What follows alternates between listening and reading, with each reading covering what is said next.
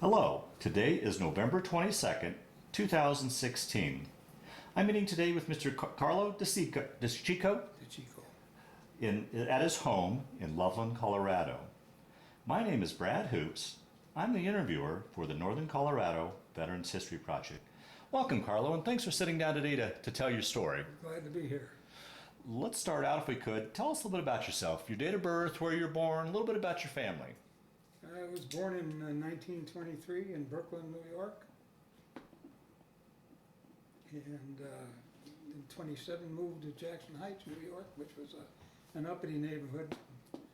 And elementary school, I finished my work in elementary school in 1936.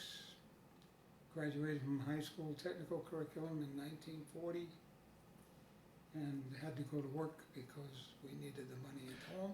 That's what one of the questions I always like to ask your generation. Do you have much memory, and if so, how was your family affected by the Great Depression?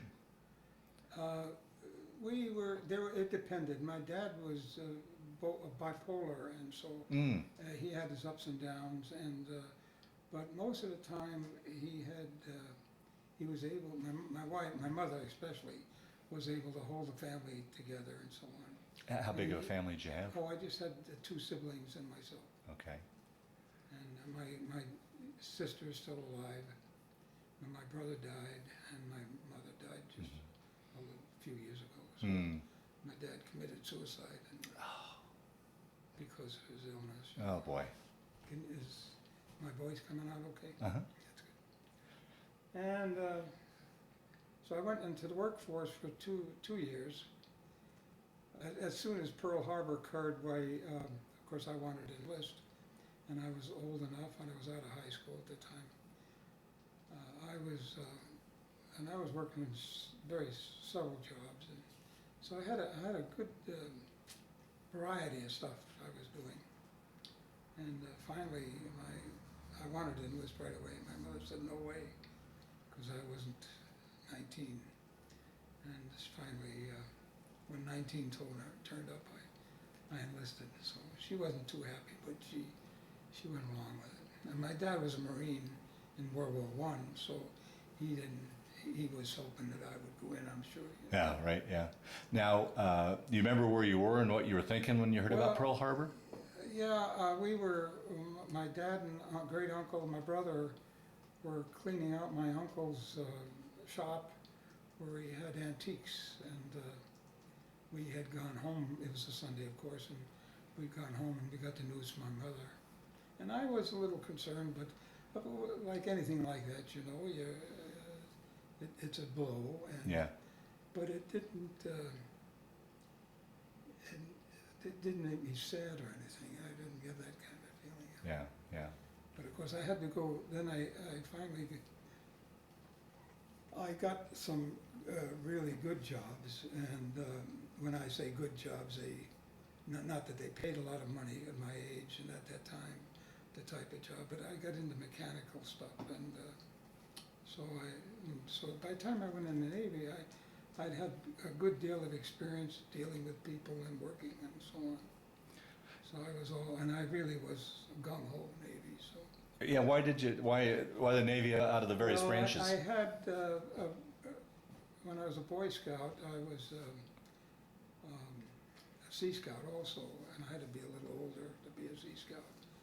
And we had a sailboat that the Sea Scout troop did, and I was the leader as I grew older and the younger guys came in, and so I got involved in sailing a little bit, not much, but and I took the boat out one day without anybody knowing about it, and had my girlfriend and another male friend with us. We really got into trouble, and nobody ever heard about it, luckily. And I was able to get back to the marina without too much trouble, But it was, our main shroud pulled out up at the top of the mast, and I couldn't get at it, and I couldn't use the sails because I didn't want the mast to break, And so we had to row from, actually Long Island Sand Point, Long Island, where it occurred, where the Merchant Marine Academy is out there. Over to the Bronx, actually, into the wind. Oh. And it took us about an hour and a half, 2 hours to do that. We just had 2 oars, just Eddie and myself, and Margaret was steering. And we made it, and we just ready to, I just took the yard wire and reversed it so I could tie it up at the gunwale instead of the masthead, because it pulled out at the masthead. So that's why I couldn't handle it while it was underway. Anyway, we got out of that okay, and we just took off, and there was a storm, and I didn't think the storm was coming toward me, but it did, and it blew us right back up on the beach. And but luckily, in that turmoil, we lost the rudder and we lost an oar, and there was this is on the Bronx, where the Bronx intersects the Long Island Sound, and there was a bar about a quarter mile away where we landed, and I went and phoned a neighbor of Margaret's so that she could talk to Margaret's mother and tell her we'd be late, and also to Eddie's folks and tell them we'd be late. And while I was coming back from the bar, they left them with the boat. Margaret's raising the rudder in her arms like that, and Eddie's got the oar that we lost, and the storm had blown everything back on the beach for us. It was amazing, just amazing. Wow. And the wind died, and we actually coasted on the tide back to the marina. It was just a fantastic luck, you know. Wow. And actually, I have been the luckiest person I've ever met. Is that right? Yeah. Everything about my life has been lucky. I'm very, very fortunate. I mean, there was ups and downs, you know, but mostly fortunate. I really sometimes think I don't deserve it, you know. Even in the Navy, my life in the Navy was a piece of cake. When I say a piece of cake, from the day I went in, I had to get on the line to get a haircut. That's the first thing they did. It was about 2 o'clock in the morning by the time we got up to Rhode Island. So Rhode Island's where you took your boot camp? Yeah. And you could tell the barbers were working all day, and it was 2 o'clock in the morning. And the head barber came back, and I was the last man on line.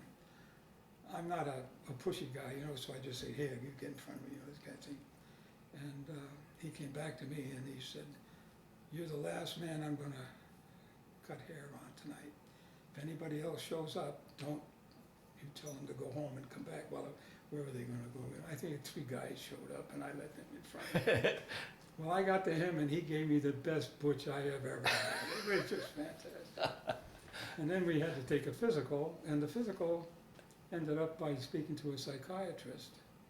And the psychiatrist asked me, do you ever have headaches? I said, yeah. And so I shrugged my shoulders, you know. He said, oh, really? And they yanked me out of the line, put me in sick bay for a week for observation. And here's where the barber shop was my first step of good luck. He gave me a great butch. I mean, the other guys, they just came with their razors and they'd cut them off, and if they missed the hair, they left it, you know, they didn't even bother cutting it. So I ended up in the sick bay. We had a corpsman taking care of us, or just watching us, I guess. And one day he came to us and said, come on, we have to take our GCT, you know, the general classification test, see how smart or dumb you are, you know. So I took that test, and at the end of the week, I was due to see a psychiatrist again, and he said, have you had a headache? Have you had a headache since you've been here? I said, no. He said, okay, and put me on a boot company. I was in a boot company, and I really liked that. I was gung-ho, you know, and I got involved. When we were at parade on Rhode Island, they always had a signalman with semaphore. We had to learn semaphore, so you're familiar with semaphore flags. Mm-hmm. And of course I knew them from the Boy Scouts. So I told the DI, the drill instructor, I said, if you need somebody, and this guy would stand up on this pedestal, and the whole camp would be doing the alphabet. And I said, I can do that if you'd like, I'd be up there when we're just using the company, you know. I'm thinking, I don't remember how many men were in our company, it would be 30 or 50, something like that. And the drill instructor was a peachy guy. I mean, he just never raised his voice at us or anything, you know, just a great guy. You don't hear about that much. Right. But one day he came, like, okay, we have to go take our GCT. I said, I already took it. No, that's okay, take it again. Well, needless to say, I cooled it because I'd seen it before. The same test. Yeah, okay. And I got the top grade in the company. So he said, you want to go, it's knowing my flag work, he said, you want to go to Sigelman School? I said, no, I'd rather go to quartermaster school, because I had, in the meantime, I had some time to think about and find out what the routes, the grades were and stuff like that, you know. And I got to quartermaster school. Oh, wow. So and I did well enough there, so I got in fact, I even volunteered there for things, and so I got a good grade, of course, and it was strictly grade based, the higher the grade, and he had, so the corpsman that was taking care of us had a limit of how many people he could recommend for advancement. And I was a third class petty officer when I got out of school, service school. So that's when, again, very terrific luck. And at the time, there were the carriers, of course, early in the war were taking a very beating. And and that's where they were pushing people into. Well, luckily, I got onto a carrier. I got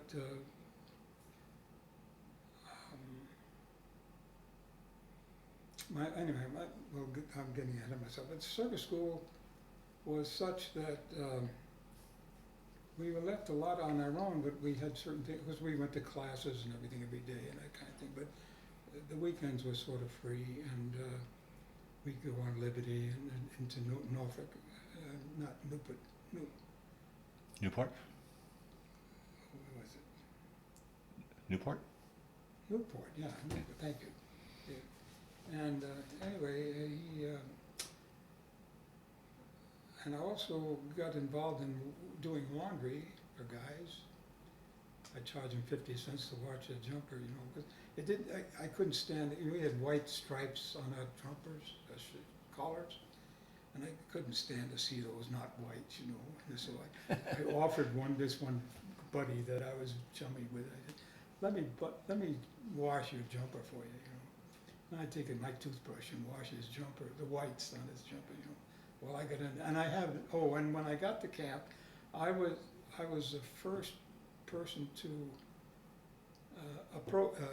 arrive, because I had just come in from New York and so on, and these other guys were from all over the country, you know, and a guy was left over from the outgoing company.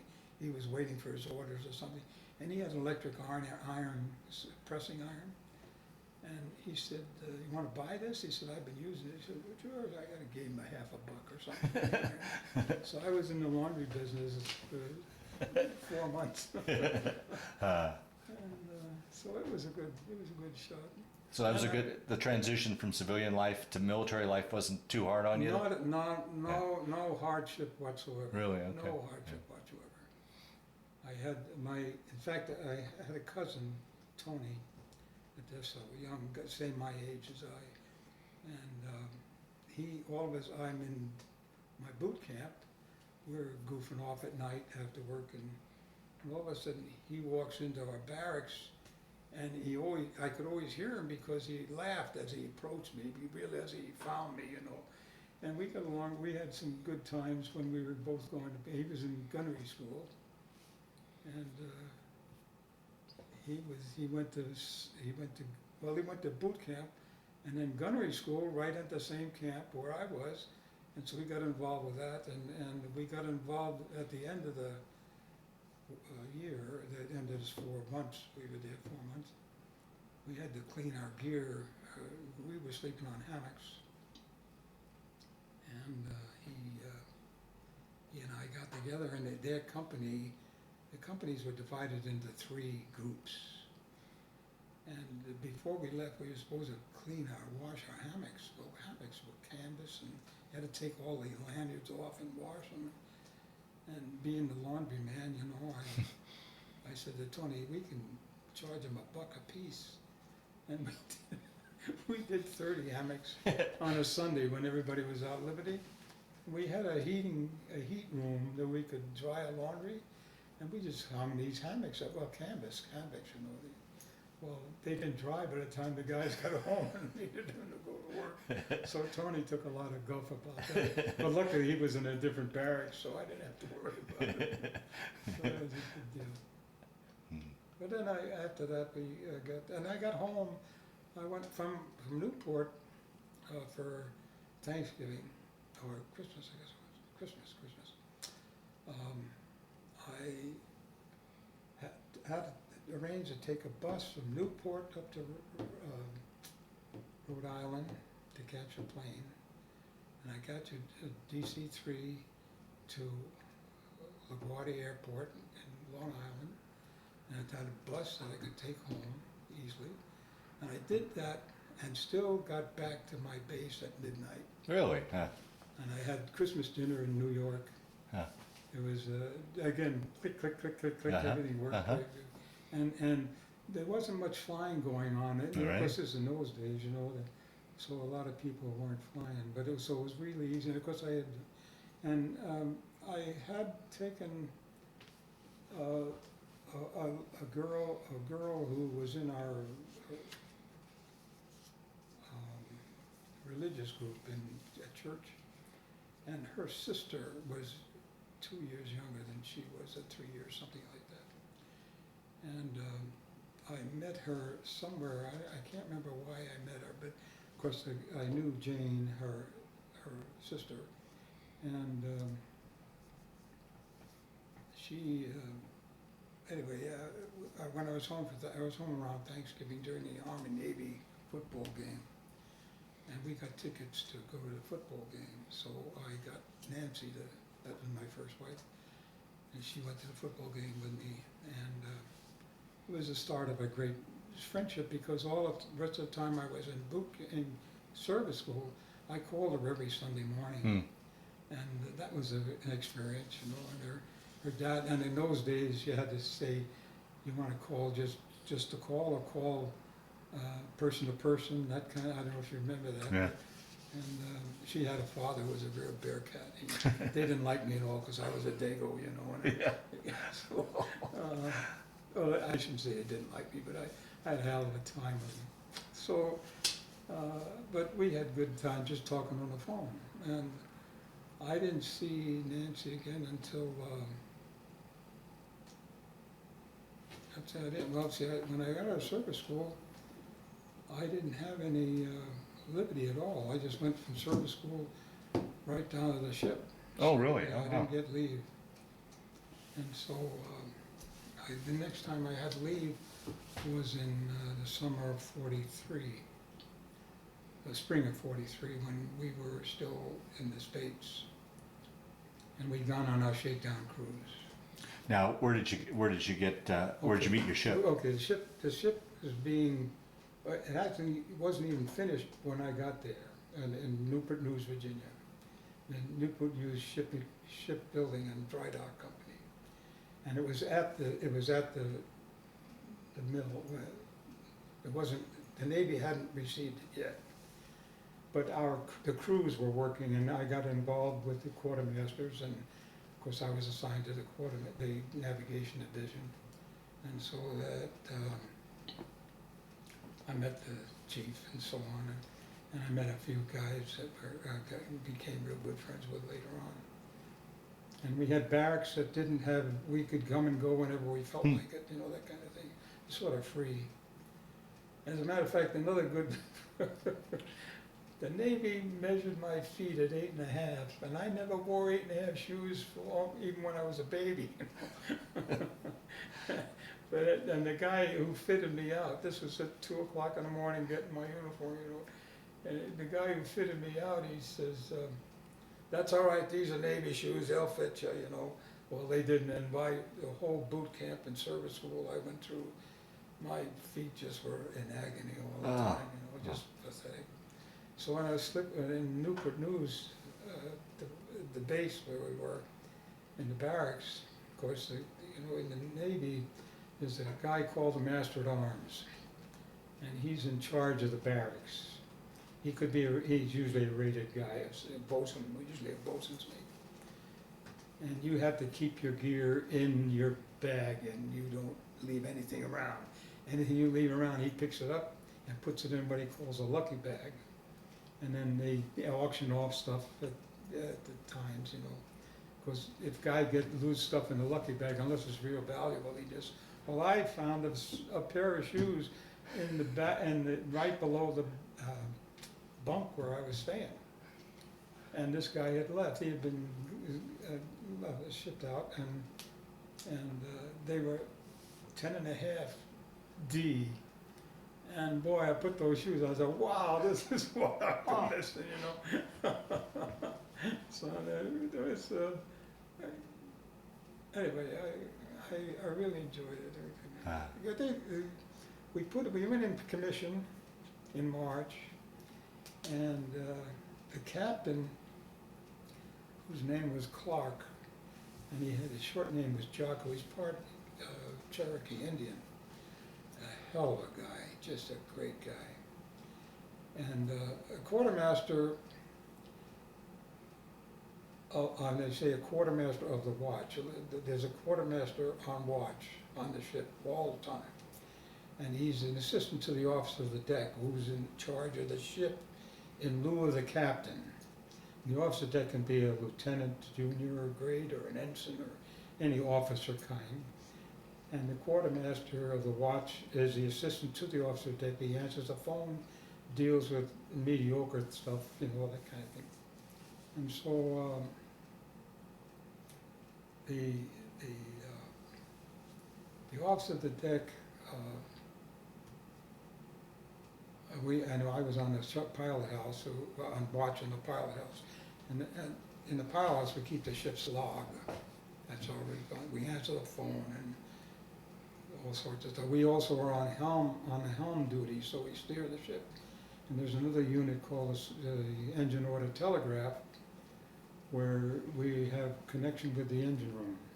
So the captain will say, increase the speed to, or we know what the speed is because we have the dial that shows it. And he'll say, we need 3 more knots or something like that. And I have to do that as the engine order telegraph. I have to report that to the engine room.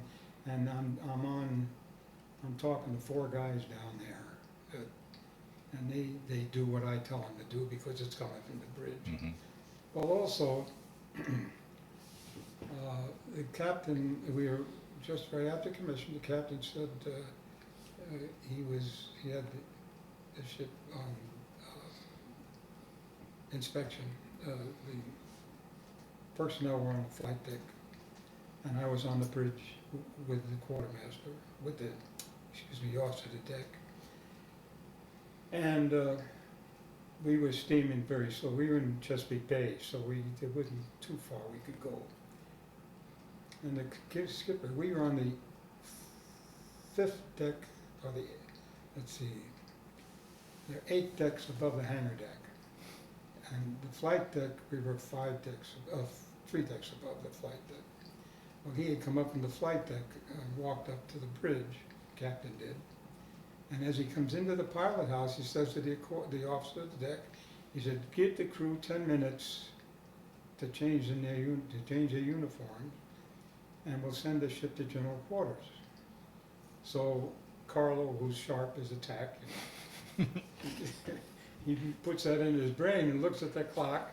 10 minutes later, I went to the officer of the deck, who was a little guy, but what we call 90-day wonder. Uh-huh. And I said, sir, 15 minutes is up since the captain said so. Shall we send the ship to general quarters? Now, to send the ship to general quarters, I had to take the boatswain's mate and the bugler, and the boatswain mate puts on the alarm, the intercom that broadcasts the whole ship. And he said, and he blows his whistle and he says, "All hands man your battle station," this kind of thing. And the bugler then is going da da da da da da, you know, that kind of thing. So I said to the officer at the deck, it's 15 minutes, which his job was to go and talk. Oh, the captain was in the seat cabin, which was right off the pilot house. It was just right the same level and everything, very handy. I told the officer, and George said, "Go ahead." So I called the boatswain, got the boatswain's mate and the bugler, and everything's clanging and the bugle's going. And I get back in the side pilot house and the skipper just come out of his cabin, still in his skivvies, hasn't changed his uniform yet, see. And he says, "Who the hell did that?" And the OD turns around and says, "He did. I thought he spoke to you, sir.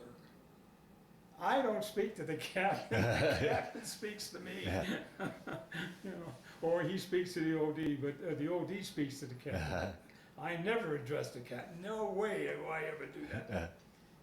And he came and chewed me up one side and down. He never said anything. Never gave me an opportunity to say anything, you know.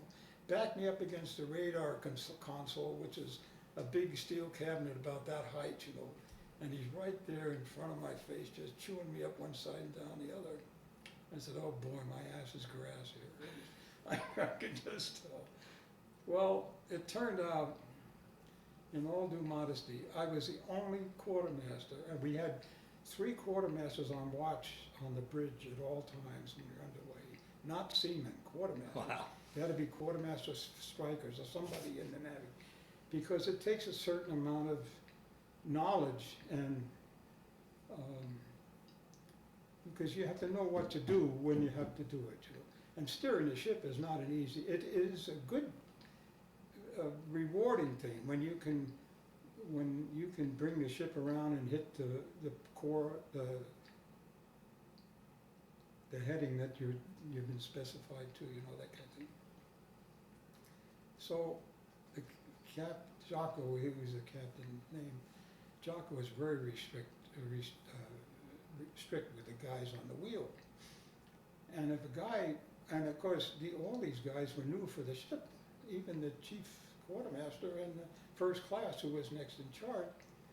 The first class was a crackerjack guy, and he could tell you what to do for any position in the ship that we had to do. And so he said, the skipper was talking to he's gotten command of the ship. He says, "Come to 270 or something like that," and the helmsman is supposed to turn the ship to 270.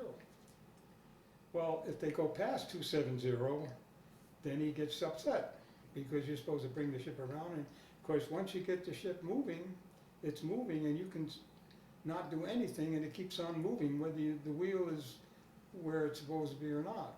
And you have to actually back off as you approach so that the ship slows down and you hit that right at. Well, I happen to be the only member of the crew who was a helmsman that never got kicked off the steering. But he just said, get that man off the wheel. You know, that's what he said. And I'd have to call the chief, and the chief would have to get somebody to put it on the wheel. That kind of thing. So it was a great experience. But I never had a run with the Jocko again, and I admired him because he'd get out on the flight deck and show the guys how to move the planes, you know, that kind of thing, because they weren't doing it click, click, click, click, click. It had to be, and the flight deck is a very, very dangerous place to be, really. And it's dangerous now, but it was really dangerous then. And I can see movies of guys, like on the internet, you get pictures of what they're doing in the Navy and that. And these guys are all hanging on a flight deck, you know, with all these jets around, and I just cringe when I look at that, because our guys were always back against the island structure, out of the way, so that, and even so, that wasn't a safe place, you know, they had to, but they were just out of the mainstream of the. had a good shakedown, won a shakedown. Now this, just to clarify for those watching, this is the USS Yorktown, correct? Yes. Yeah, and this is the second one, The correct? second CB, Yeah, we yeah. CB-10. Okay. And it was an Essex-class carrier. See, the Yorktown, the old Yorktown was actually a Yorktown-class carrier. And it was a different shape, and not different shape, they renewed, I don't know, they had 3 or 4 Yorktown classes, and then they come up with the Essex class. That was, and we were the second Essex class carrier, the Yorktown. Essex, of course, was the first, we were the second. And that was the class of carrier that they built till the end of the war. Okay. And we had about 15 of them. That's amazing. Production. And when they were in formation, Ah, they never were in all formation at the same time. We always had, in fact, I've got drawings of our formations, which I explained to my son, my grandson actually. He was interested in, what do you do when you go to sea, you know. We had to have destroyers and cruisers and battle wagons with us just to protect us. mhm. And it was a good thing we did that, you know. We always usually had 3 carriers on a group. And there would be 2 Essex class and 1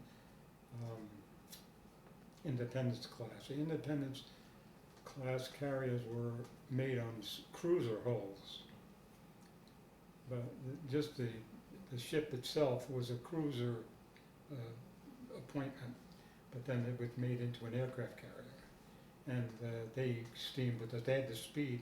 See, during World War II, we had what they call the Fast Carrier Task Force. The older carriers couldn't keep up with us. We could go. In fact, when we were in our shakedown cruise in Trinidad. This is before we went to the Pacific. We, just for a test, we were steaming, going astern, going backwards, and we were making 37 knots. Now, we were only supposed to make 32 knots, but we were making 37 knots going backwards. Wow. That's how fast we were, and that's a lot of speed for a big ship like Wow. you just imagine. We were 800 feet long, and we were 80, in the bridge, we were 85 feet above the water. Wow. Uh, And roughly what crew size? How many crew? Almost 3,000 people. Wow. Wow. Now they have 5,000 Yeah. on them now. Can you imagine? And 3,000 was incredible. Wow. But I went on a shakedown cruise to Trinidad. Now, Right. once again, to clarify, a shakedown cruise is when you go out and work out all the bugs. It's the initial That's cruise. right. Yeah, everybody's getting used to things, you know. And we had, of course, the air operations we had, and on the way, we had 3 destroyers. We were all by ourselves with 3 destroyers. And the 3 destroyers were with us for anti-submarine patrol, so that they could Right. keep submarines away, supposedly. We never had any problems with. And we went down to Trinidad, and I met one of our men, Miles Rogdy, was a striker. He's just a first-class petty officer, but he was in navigation. He had been in navigation, and he was a former on a destroyer. In fact, he was at Pearl Harbor during the attacks on Pearl. Hmm. A really nice guy and a heck of a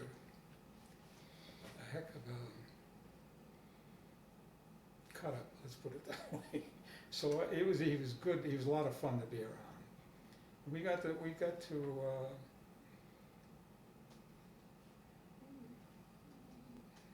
where am I talking about now? Trinidad. Trinidad, and Port of Spain was a city. Well, we had to change money. Oh, well, the crew, there was an LCVP, which was a landing boat. It came aboard, came next to us, and the crew piled into that in their jeans now. That was a typical Liberty, okay. And they had beer, cans with them, cans of beer, and they went on the beach and drank beer. The guy got 3 cans of beer or something. Miles said to me, no, no, no. I said, we're gonna go in this Port of Spain. And he said, but we'll put our whites on. We were in these LCBP, he and I are the only 2 in whites. And we get ashore, and nobody pays any attention to it. The crew goes that way, and Miles and I go that way. And the first thing we did, we went to a bank and had to change our money into British pounds, you know. And we eventually found really a nice hotel which had a garden in the back. And we drank rum and cokes all afternoon. And I could tell Miles was getting drunk by the hour, a minute, you know. And I was pretty happy, but I wasn't drunk because I can remember everything.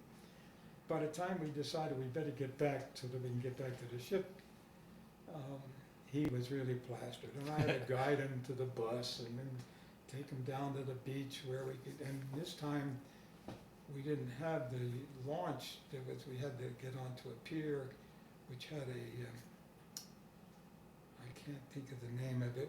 It was an invasion site ship, small, but they could take us like on a taxi and just they going around the harbor and dropping off everybody, so we just tell them we had to go to the Yorktown and they'd take us there. And he was practically leaning on me all the time we got back to the ship. And I had to put him to bunk and put him in bed and everything. Well, he had a wife in Louisiana and a baby, I guess. And but he never mentioned anything to me about, most of the guys will talk about the good times they've had, you know, and the liberties he had. And he was in this destroyer he had been on was in the South Seas. This was before Pearl Harbor.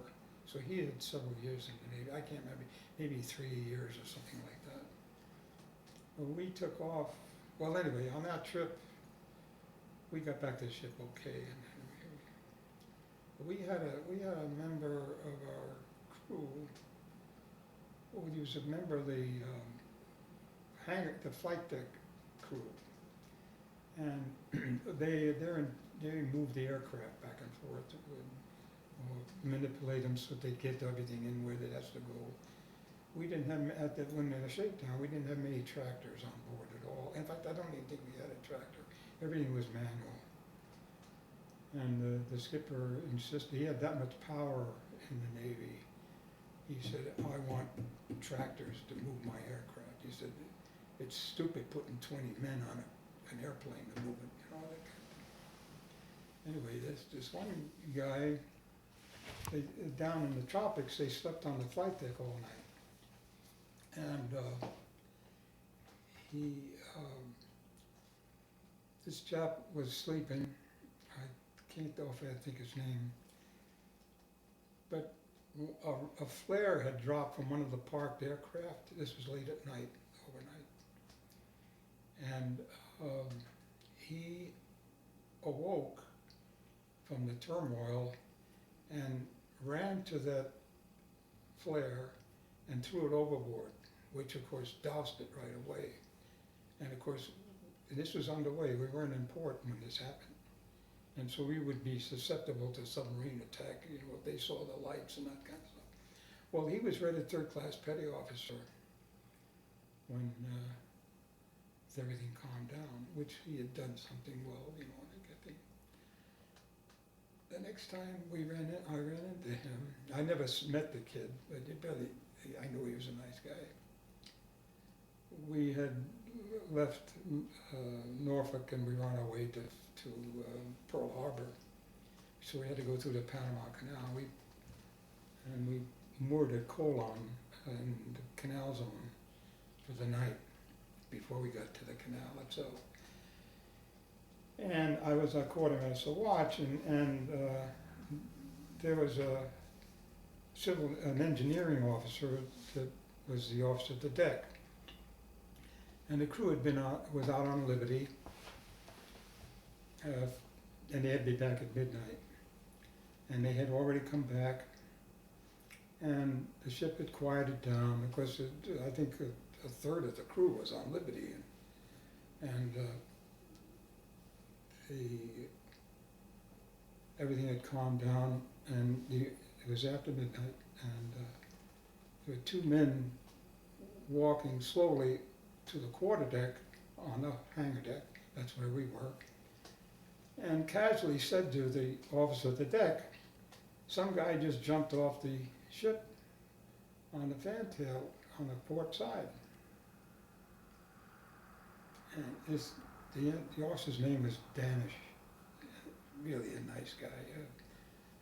You can tell he wasn't the Navy guy, but he was a lieutenant, an engineer. And he turns to me, he said, Dicicco, he says, what do we do? I says, well, the first thing we had to do is get the anchor watch out to get to look for this guy. Now, the anchor watch is an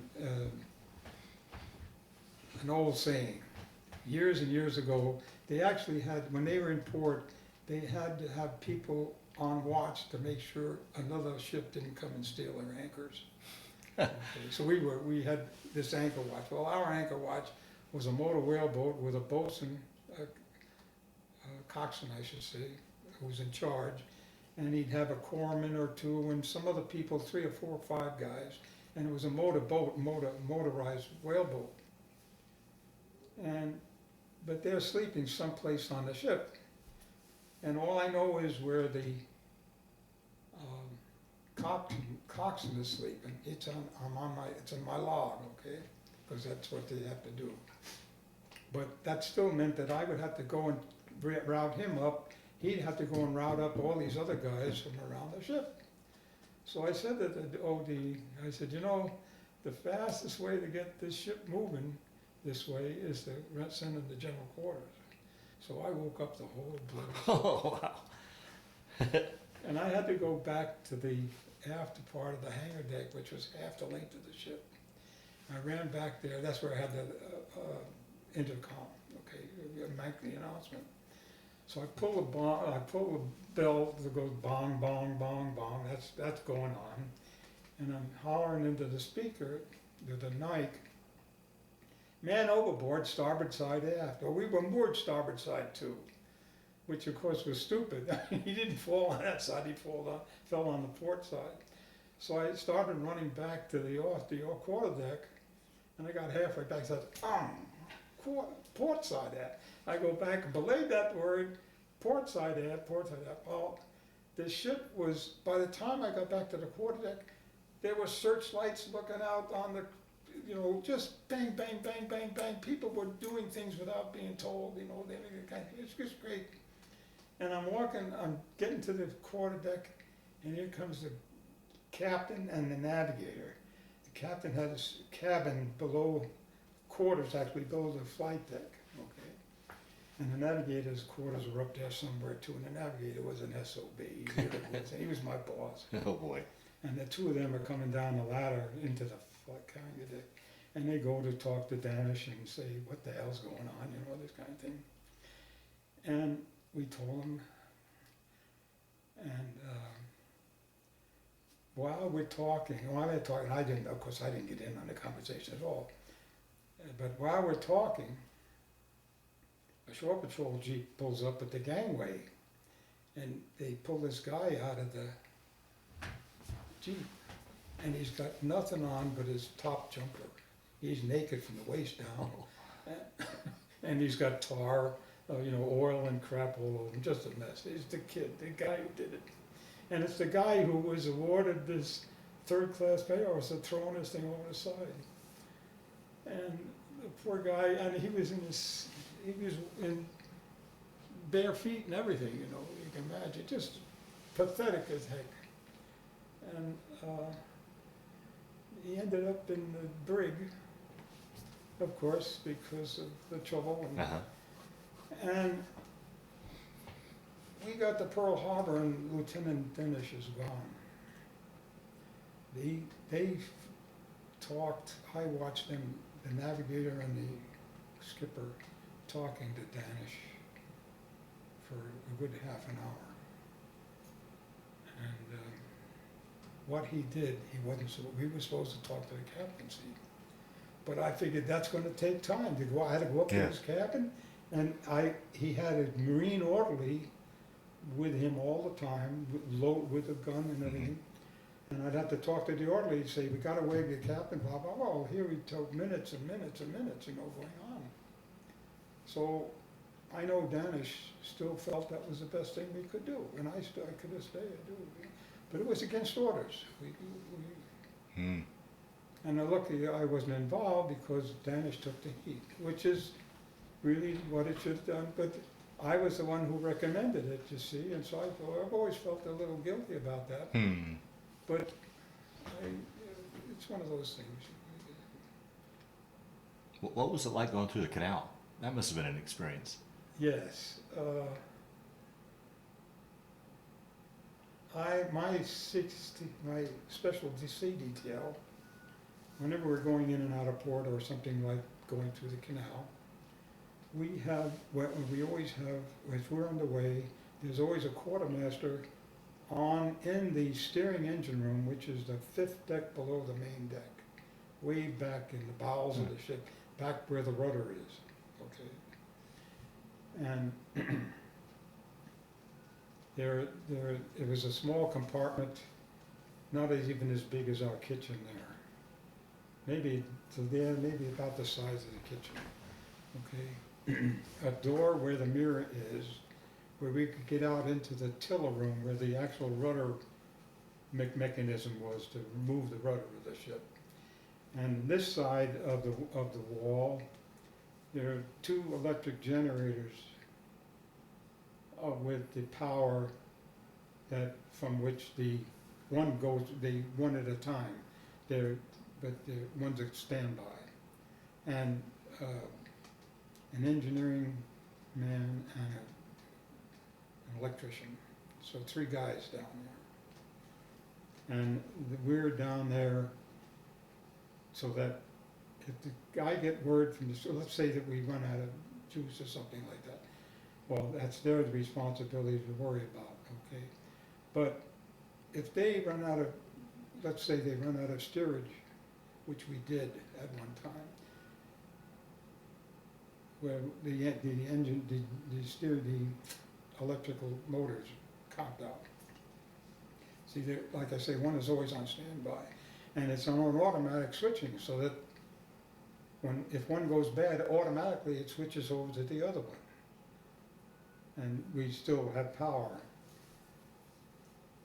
That station there was a place where we could rest. But we had to take, if came from the bridge that they lost control up there, we could get control of the steering in that steering engine room and steer the ship. And I had a compass that I could go by and so on. And that was my special sea detail for a good long time too. But the reason I say that, because we needed that going out of Pearl Harbor one day, steaming, we were going out for operations and so on. And Pearl Harbor has a river that goes this way, and you have to make a right turn to get up into the harbor itself. So it's very difficult. You can't get in straight. You have to come in from the sea and go this way and then go that way, and then you've got the harbor in there. It's very well protected. But to get a big ship in there, of course, we have to be very careful. We have to stay in the center of the channel and so forth. And we were coming out on this part, and I was on the engine order telegraph, which gives it speed reports down to the engine room. And Luther Dick was on the wheel, and we got to this place where we had to turn, and he loses control of the steering. All of a sudden, you can feel it. Nothing happens. You can turn the wheel, but nothing goes on. Wow. And I'm on the engine order telegraph. He sings out that he's lost steering, and the skipper, of course, is on the bridge because he's in charge. And we just dropped the pilot off. He was gone. He was up the channel somewhere. And we had a speaker on our flight deck that you could hear for miles. and they got the speaker to, on the speaker system, to call for the pilot to come back to the ship, because we were in trouble. But he just, well anyway, we just barely got stopped. But I was hollering into my sound powered phones to the engine room, and I'm telling them, we're backing down. We have to back down so we don't run aground, because we're coming to this T where we could run aground very easily. And there was a house, like a little sea house right there. And I don't know what it was. I think it was a light on it or something to say, to let us know that's where, but it was manned by a guy who had a boat. And this guy saw us coming, and he jumped out and ran into his boat and was pulling away to get out of the way. Wow. And I don't remember now how close we came to that beach, but it was, I mean, we were looking, you couldn't see the edge of the water because the flight deck was in the way, you know. Yeah. It's one of those things. It was really hectic. Wow. But what had happened was these generators I was talking about, the one kicked out, so the other one took over. As soon as the other one took over, this one says, "Oh, I can get back in again," and it went on. So they were juggling back and forth like that, which was a fault someplace in the mechanism. And after that episode, boy, they had to really fix it up. Anyway, do you want me to keep on going? Oh yeah. So you're at out of Pearl now. Yeah, we're in Pearl. Of course, we got out of that really easy. We finally, and Yeah. we were able to get out to the sea and so forth. Was there at that point? Was there much damage still left over from the? Oh yeah. There was still, in fact, the Oklahoma was still there. Really? Oh wow. Oh yeah, and of course the Arizona, Yeah. which was it's still there now, and but they eventually took the Oklahoma, and it had rolled over, and they uprighted it and took it back to the States, but then they were taking it back to the States and they lost it on the way. Hmm. And I think it never got back to the States. And then there was another one, I can't remember, it's Utah, I can't remember the exact name of this ship. But it really, the yard, the repair yard, the dry dock and stuff, that took them a long time to get that fixed. See, we got there in July of '43, and we were out.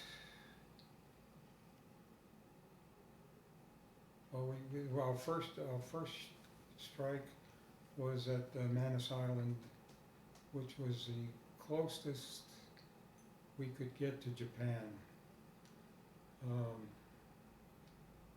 I could show it to you on a map, but it's not worth it. Anyway,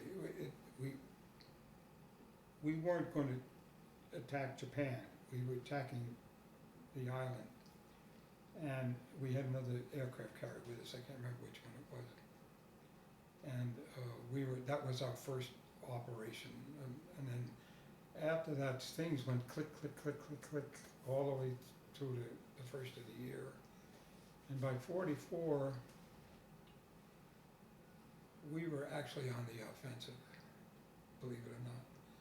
See, what the Japanese had done, luckily for us, they took over many islands in the Pacific that were could be used for anchorages and stuff, especially.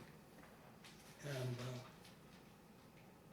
but then they left their help to sort of die on the vine. They couldn't relieve them or anything because they had overstretched their facilities.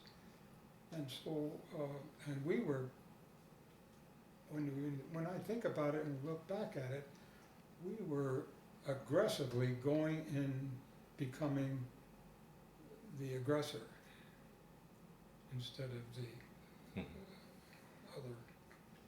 And we were, from that point on, we had not control of the Pacific, but we could go any place we wanted, you know. We never delayed, and we always had a lot of ships with us. I mean, I think it was the admiral, Japanese admiral, and I can't think of his name, but it's a very common one, who was eventually killed in an airplane accident, Oh, right, crash yeah. in New Guinea. And he said to the Japanese military, when they started, he said, we shouldn't be doing this, you know. You don't know how fast they can recover. Waking up a giant, I think was his That's quote. what it was, Yeah. that's right, yeah. Waking up a giant. And we had a lot of interceptions by Japanese aircraft, and a lot of it at night. They used to send their bombers out at night and to just fly just above the water and to stay behind us just so we could go to bed, you know. We couldn't go to bed. Oh, right. We had to be in general quarters. But they knew what the hell they were doing. Yeah. I mean, they were pretty darn sharp. But I know that there was one of the questions in your book here was, when did I ever feel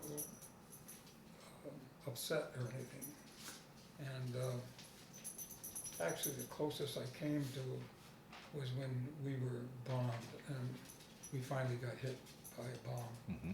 And actually, it wasn't a hit; it was a near miss, but it blew a hole in the side of our ship, and we lost several men by doing it. And you asked whether I felt stress at that point. That's what your question was. And actually, I had a more stressful point later on. That I wasn't stressed at that time. We had down 3 enemy aircraft. Our gunners, ship gunners, we were in formation, but our ship gunners they were really good. And they downed 3 bombers, and the 4th one was still. He came right in from the front of our bow, right off from the front. And my battle station at that time, when I was chief, and that was in the spring of '45. And my battle station was a chart house, because I was first class petty officer. And I could tell things were getting hot, because we had a 40 millimeter gun mount sitting right on the deck right above us in the chart house. And that had a whining engine sound to it when it kicked in. They turned it on, and it was like that, and all of a sudden, bam, bam, bam, bam, bam, bam, bam, we could hear the gun, which meant they were on us, you know. But our 5-inch guns were going, and the 40 millimeters were going. This was a 40 millimeter mount right above, quad, 4 guns at once. And I heard a bang, which was like a jolt. Now the signal bridge was 1 deck below us, and the chart house, the port side of the chart house was the outside of the ship, the outside so I could feel things going on in it, and I could feel this thump, and the door on the bridge, the signal bridge, it got the signalmen on the deck. They could go out onto the catwalk outside the signal bridge, and that bomb took the door off of the bulkhead there, just wrapped the door off, and went through a stack from the incinerator, which was off the side of the ship, with a big hole in that, went through a 50 millimeter, a 50 caliber gun mount that had 6 or 8 gunners in it, you know. Went through one end of that, killed a couple of people in there, and just before it got to the water, it exploded. And it blew a hole in the side of the ship, and the hole was the quartermaster sleeping quarters and the ship fitters' battle stations, but below them, or above them, I guess, above them, way above them. Quartermasters and ship fitters here, like that, and blew the hole in that, so we couldn't use those. the ship fitters patched that hole without us even stopping. They had guys hanging over the side, and they had steel, pieces of steel that they could weld to the side of the ship, and we never stopped. Never stopped. I think by the next day, we were patched up and ready to go. And we could still, I mean, we never stopped, we never got out of the formation or anything like that, we still were able to stay in formation. It was just a beautifully done operation, you know. It was the only hit we got during the war. All the other aircraft that attacked us were shot down. Well, in those formations, then there was a picket fence more or less around the carriers, correct? You gotta see this. Yeah. That's the easiest way to show it to you is, let's see, now I gotta get it out here.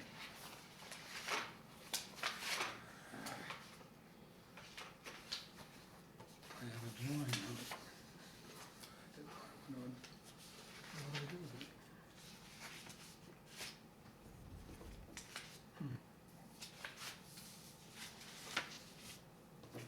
So all in all, I mean, with your responsibilities, you didn't consider your job very stressful, except for that situation, or Really, no. really? Yeah. No. I think it was because you got so much you got something to do at the time, and when I did have the feeling was when I thought we were running aground out in the middle of the Pacific Ocean after the war. Hmm. Had I mentioned that? No, you hadn't yet. Yeah, you said that it was later on that you really had the true stress. One of the last trips, the last trip I took on the ship was after the war. It was in December, and we got back to San Francisco in January. I was supposed to be discharged on the 10th of December. And the 8th of December, we were in the chart house, the navigator and I, calculating our trip to Manila to pick up troops. We were just a troop ship at the time. Right. And the quartermaster of the watch calls up to the chart house, said, Dicicco, he says, your relief just came aboard. And the navigator said, find out what his former ship was, you know. And so the quartermaster came back and he said he was on tankers for 8 years. And the skipper says, he's never been on a carrier.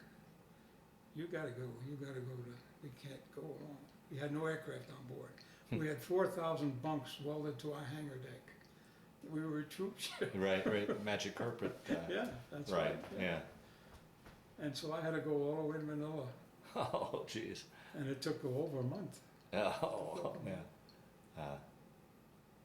But that was when I thought we were gonna run aground. They're coming back. Did I mention that yet? Yeah. The Pacific Ocean is not as smooth as you might think. And if you've ever seen the National Geographic map, here's a map of the National Geographic that shows the Pacific Ocean.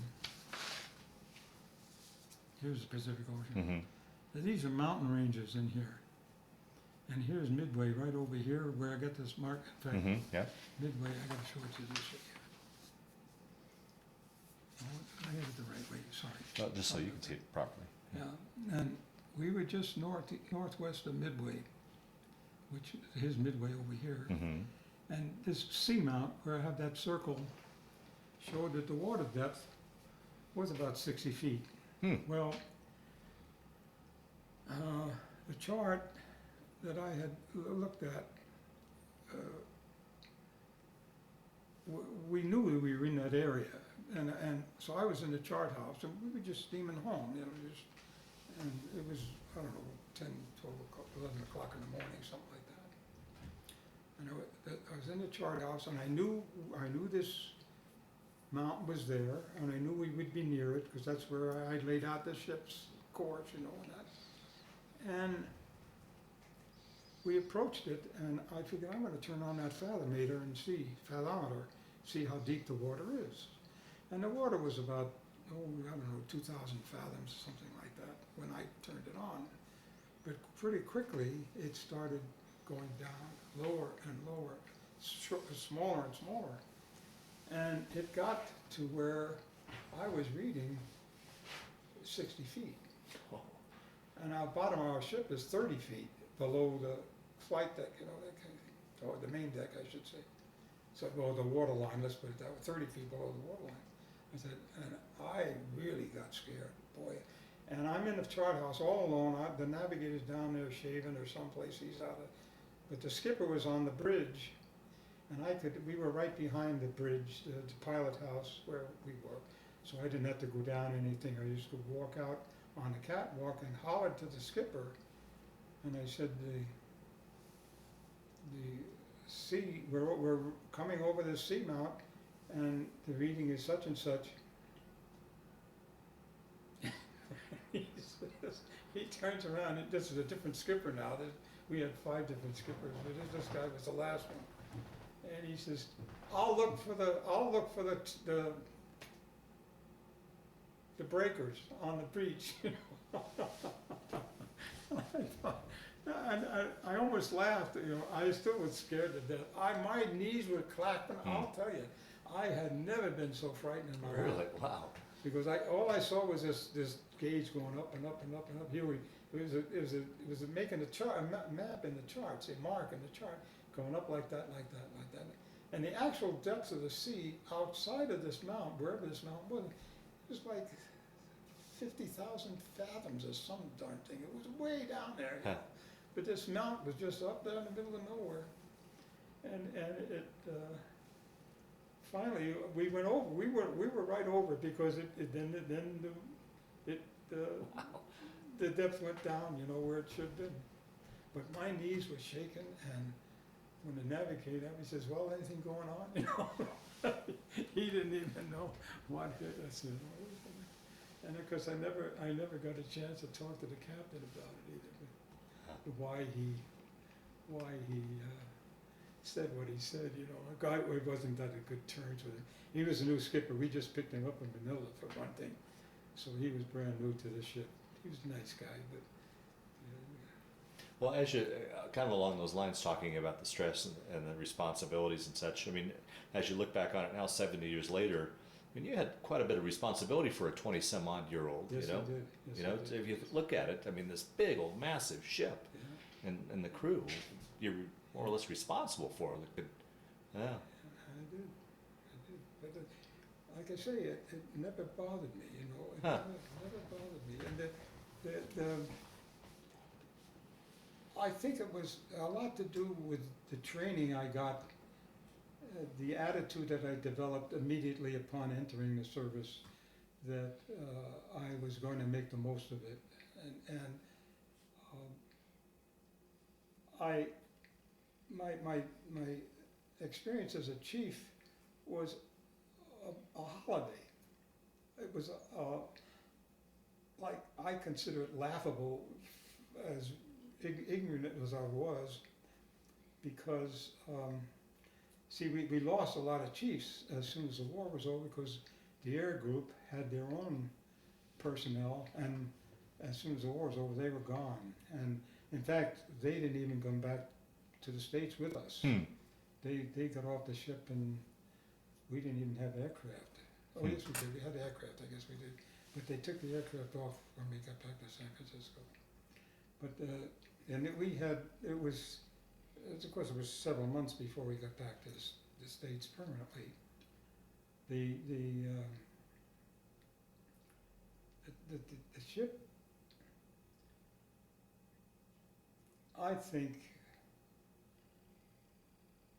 I don't recall seeing any person on the ship that I felt wasn't doing a good job. Really? Wow. Huh. You know, that they were screwing up. And especially during combat. And of course, we didn't have that much combat when you think about it. We had so much protection. Yeah. You know, we'd have like 20 destroyers in a circle around us several miles away, And of course, the Japanese got through that group because there's a limit to what you can do with Yeah. gunnery, you know, there's a limit. But our ship was credited with 14 and a half kills Really? Wow. from our gunnery. And the air groups, we had drawings on the island structure down near the flight decks of all the air groups and how many planes they shot down, how many ships they sank, and it was very impressive, you know, and I'm sure the other carriers were the same way. Hmm.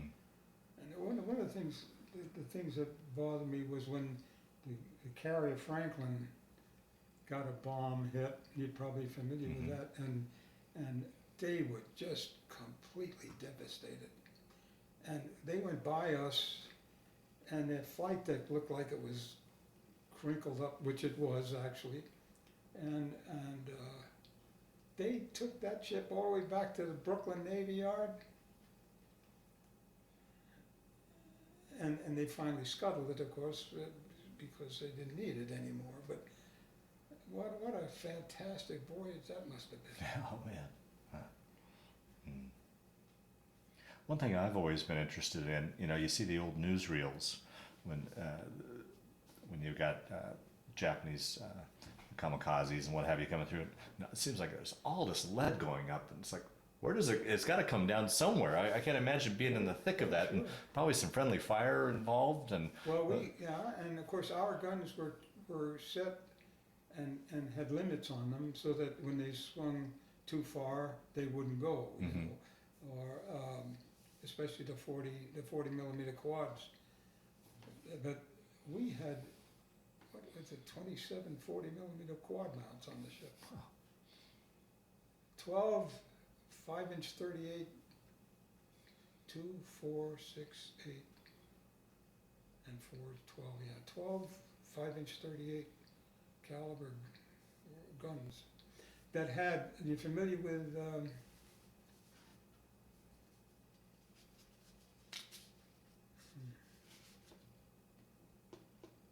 I can't think of the name now.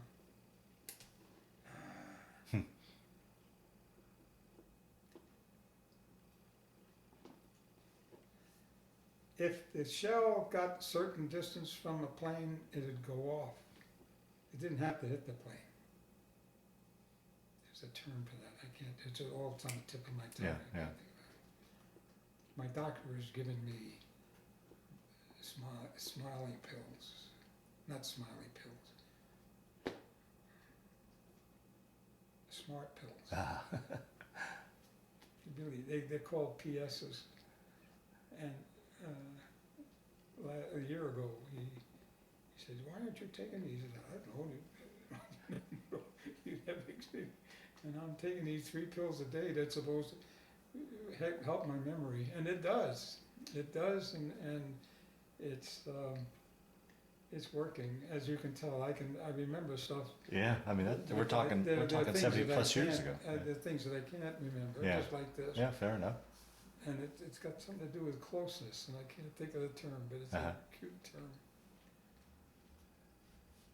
Hmm. I going home, you know, my romance with my future wife was very platonic. You know what I mean? Uh-huh, Very uh-huh. platonic. Yeah. I was never a lover. When I say that, I was never aggressive with women. Right. You know, Gotcha. and Yeah. I only went out with women that I liked. Mhm. And I had a girlfriend that dumped me, and that was a blow. But never did anything beyond kissing her, you know, that kind of thing. Mhm. That's just the way attitude I had. And I've always had that attitude. And so when her name was Nancy, and I wrote to her, I telephoned her from Newport every Sunday. Mm-hmm.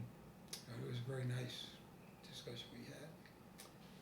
Oh, I guess I told you that. And, but when it came time for me to go home, I had to, luckily, we got to San Francisco, and I got a flight to New York, Hmm. with a military flight. But it was out to Long Island, eastern Long Island, where they had the discharge site. And my folks lived in Woodside, which was toward New York City. It's still on Long Island. And that's where, there's a railroad that it travels the length of Long Island that terminates at Times Square in New York. Well, I could take that railroad and get it within 2 blocks of my house, our house, my folks' house in Woodside. And I told Nancy that I'm coming in at such and such, I called her up from where I was at the discharge station. I said, I'd like to meet you at the end of the ramp, pedestrian ramp. And then we'll go to my house together, because my house was 2 blocks away. And she was there. Wow. Wow. It was, Oh, must have been a wonderful, wow. Well, that always leads to a question too, and particularly for today's generation. I mean, today we've got computers and cell phones and instant messaging. I mean, you can almost instantly see somebody if you actually wanted to. Your only option back in the day was a letter, correct? During that time period when, and how long would it take a letter to get there? And I've always been interested in, you know, with you guys traveling all over the Pacific, how mail kept up with you. oh, it was, I'd say, another medal in the chest of the people who organized it. They would have ships, aircraft. All the mail was aircraft, airmail. But they had to stop someplace, and they'd fly to a particular location, which was as close to the battle as they could get without disturbing them. And then there were supply ships that going in and out all the time. Well, usually another thing they would have is a supply ship that only when the destroyer needed. We used to have to fuel destroyers regularly because they couldn't carry as much fuel as we could to get to where we were going. And so they'd come alongside and they'd fuel. That's quite an operation. And that's a great operation. In fact, I got a diagram on that too. Here, that you can see. We might check a minute later. But and so then the destroyer would move around in our formation and stop at every ship, and with what they call a breeches buoy, which was a line between the ships, send the mail over on the breeches buoy. And believe it or not, and to this day I can't verify that, but I could go down and pick up the mail, and I could smell the fact that I got a letter. Oh, really? Oh, And I wow. wasn't that close to my future wife. Wow. I hadn't seen her that much. Yeah. I saw her when I took her to the Army-Navy football game. I didn't see her again until June of '44, which was just for a day or so. And then I didn't see her again until I was discharged. Wow. Yeah. It was amazing. And she sent it in blue envelopes, so that was something and of course, see, we couldn't tell people what ship we were on. Right, yeah, right.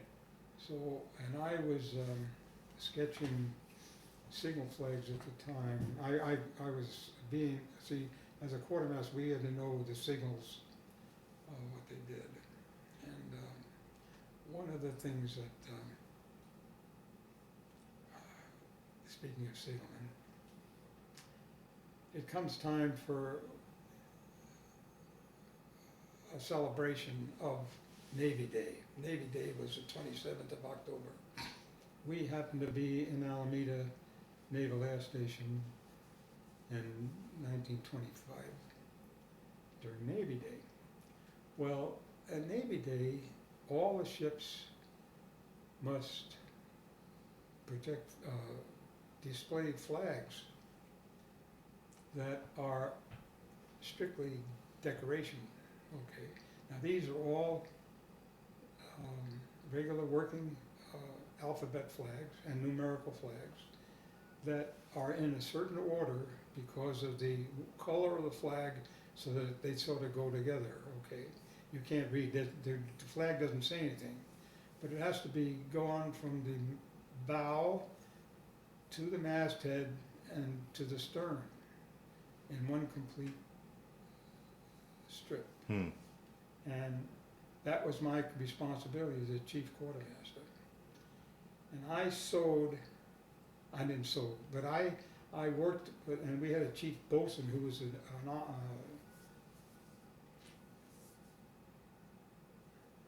an officer, but a warrant officer, chief bosun. A real salty guy. He said, I know how we'll do this. I asked him permission, and he said, we'll get the tractors. And he said, we'll just haul, and he said, we'll be able to loop the flags around the cable so that we can just pull the flags up the cable to the masthead with the tractor, because they'll put a rope on it and let the tractor go that way, and then, that kind of thing. Well, I said, well, I was at his, and I had instructions in the manual on how to do this, but he had a better way. And, and of course, and I don't know where, I didn't have any men to help me or anything, but I had to put, you can imagine how many flags, the Yeah, flags were right. like 6 feet square, this big. And I had to thread them onto this cable, Oh, man. and then we'll bunch them down at the bow and the stern, see, because we had to come up this Uh-huh. way. And I got that thing done, and we get the tractor, we had these tractors on the ship, of course, that move the aircraft. Yeah. So we had them. And the guy looks onto it, and as he's pulling, of course, the group of flags is going up, but then all of a sudden they start to twist. For some reason or other, the cable twisted, and of course the flags are flipping around, and Uh-oh. so they only got part way up to the mast, never got to the masthead. And of course then, at night, this is at daybreak or whenever, at night, when they're supposed to come down, after taps, and not taps, but this, sunset, I guess it is. It's supposed to come down, bam, like that, the whole thing's supposed to drop. Well, there's no way we could get it to drop, because cable was tied up to the roof. We had to slide it back down again, and of course they weren't sliding at all. And I was running back and forth, pulling what flags I could get. I'm running back and forth, pulling them down. And I look across the pier, and here's a Jeep carrier on the other side of the pier, and the guys are at attention, and their flags are on the deck, and I'm still pulling my flag. Oh, man. And luckily, nobody was around to see me doing this. And I can't remember how we got the flags going out the back end. It's amazing. I used to make admiral's flags and stuff. I had a sewing machine, Wow. I'll store them. Wow. That was one of my jobs, And I had made a homeward bound pennant in Tokyo that I sewed out of bunting, 500 feet long. Oh, wow. A homeward bound pennant's supposed to be a foot long for every member of the crew. And our ship was 800 feet long, and we had by this time this air group was gone, so we had about 2,500 guys on the ship. Well, there's no way, and of course I didn't have that much bunting anyway. But I made it was a white and red stray flag, and it was 36 inches, Jeez, wow. something wide, and as long as 500 feet long. And of course, I realized there was no way it was going to fly, So I got to the aerology department, and they said, can I get some balloons, aerologic balloons, that we could fill and spot them along the flag. Well, we had aircraft parked on our hangar deck, our flight deck rather, and so my crew put these flags on with the flag now. This is a homeward bound pennant now, which flies. You let it go as soon as you drop anchor. You raise the anchor, Mhm. excuse me. And that's what they would do. They would do it. Luckily, the crew had several first-class petty officers that were doing this for me, and they'd get the rest of the guys. Anyway, and they had they went at night to put the flag on the flight deck and weave around where the aircraft were with aerological balloons hanging on them, so pulling them up. So they had to tie it down, of course, and at daybreak or when quarters went on or something in the morning, cut all the loops to let it go. I got a picture Huh. in my stuff which shows that thing sticking out behind the ship, and it stayed there just great, you know, for I don't know about a mile going out of Tokyo Bay, and pretty soon the tailwind we had was 5 knots and we were moving at 5 knots, and that whole flag just went straight up in the air like that. Wow. At 500 feet up in the air. Huh. And so when we were finished, of course, out and we left the harbor, we had to collect it. And I rolled it up, and it was stood about this high all around like that. And of course, when I left the ship, when we finally got back there, I was very upset.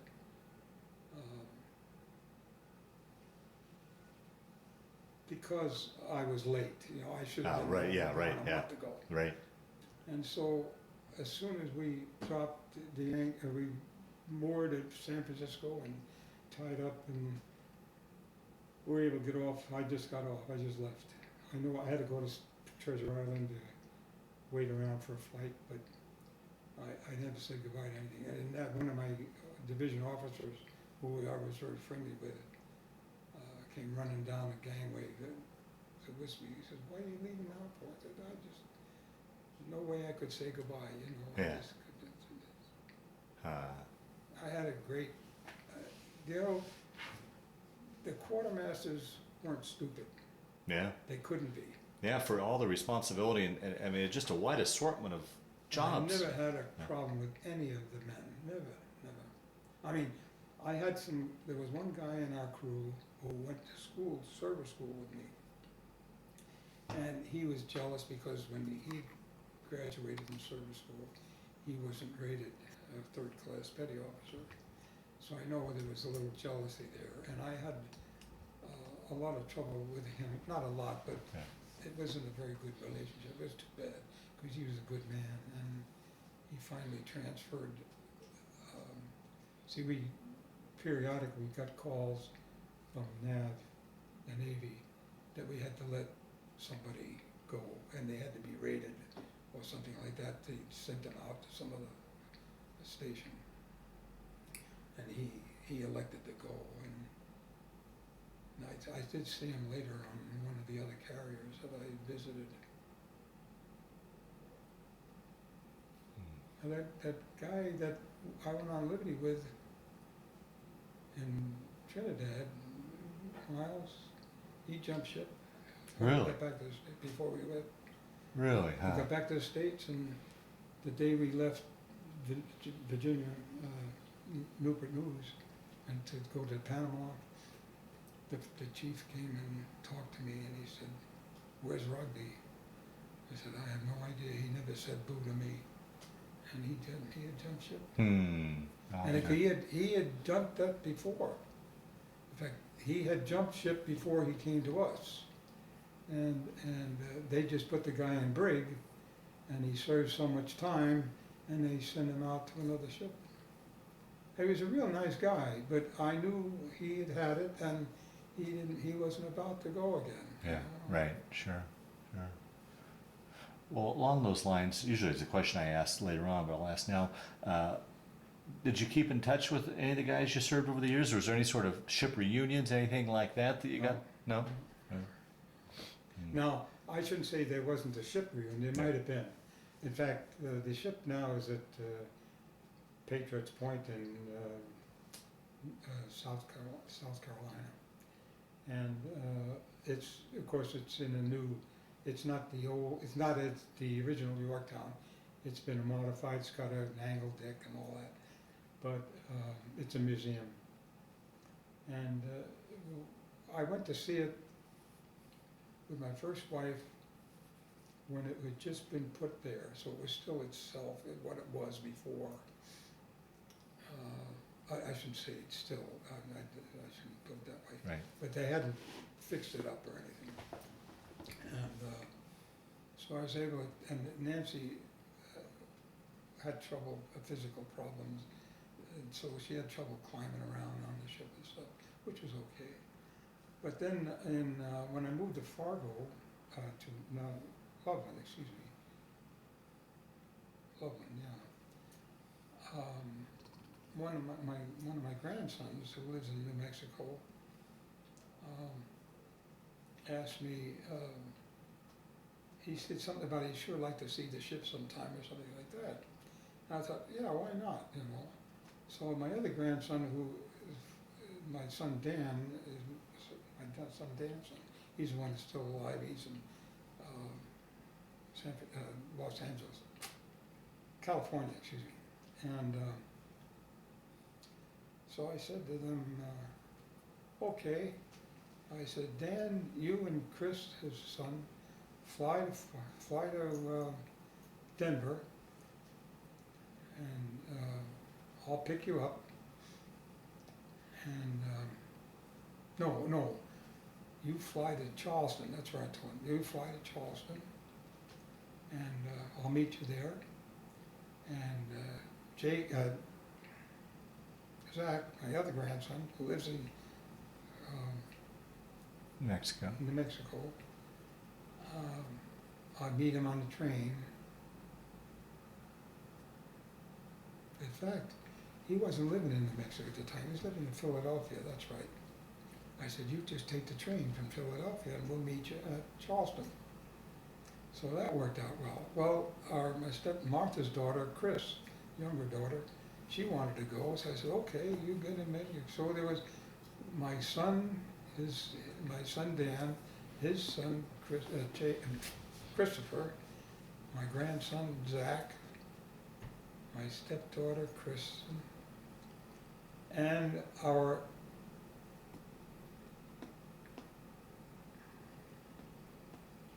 Sri Lankan nephew. We have an adopted nephew. His name is Maya. I met him in Fargo. He was an electrical engineer.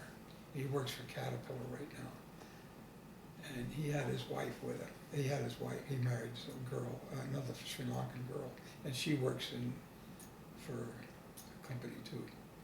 So I said, okay, you guys fly to Charleston, I'll meet you there, but I'll pay your way. So I paid everybody's way. Wow. And I had the money at the time, you know, and I'm not a rich, I don't have a big, I just said, the hell with it, I gotta do it.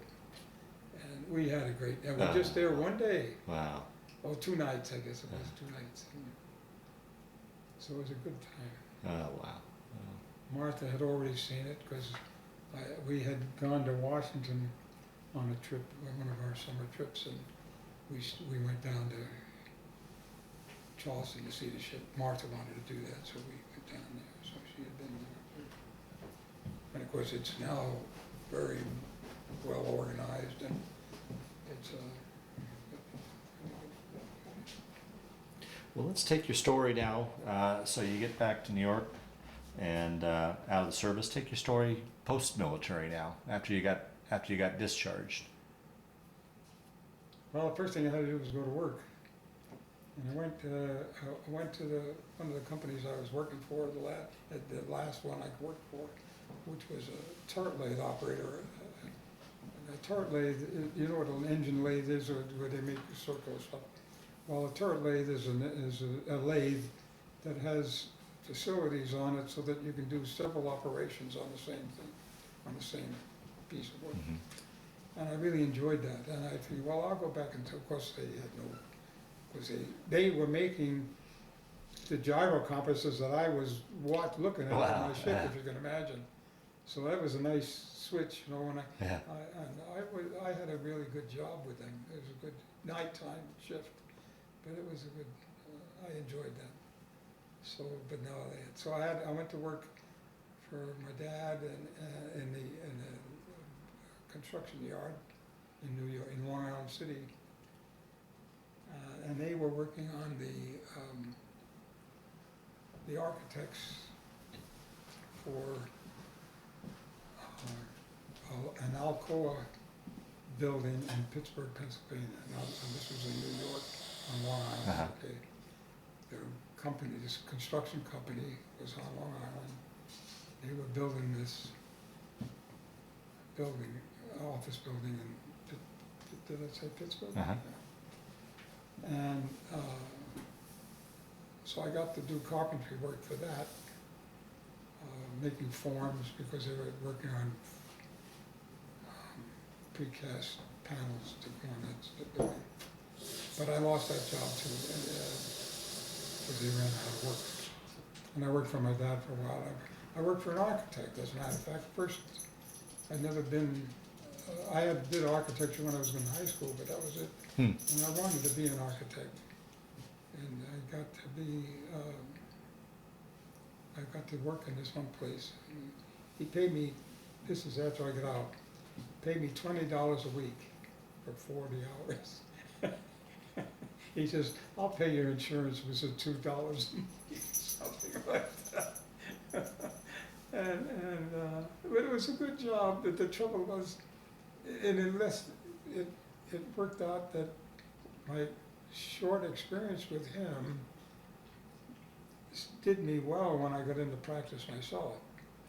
Because I spent more of my time going down to the building department in Lower Manhattan to get something approved, and they never approved anything because these jerks then looked at what had to be done before they did it, you know.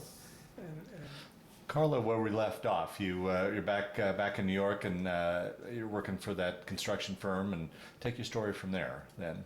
Well, I finally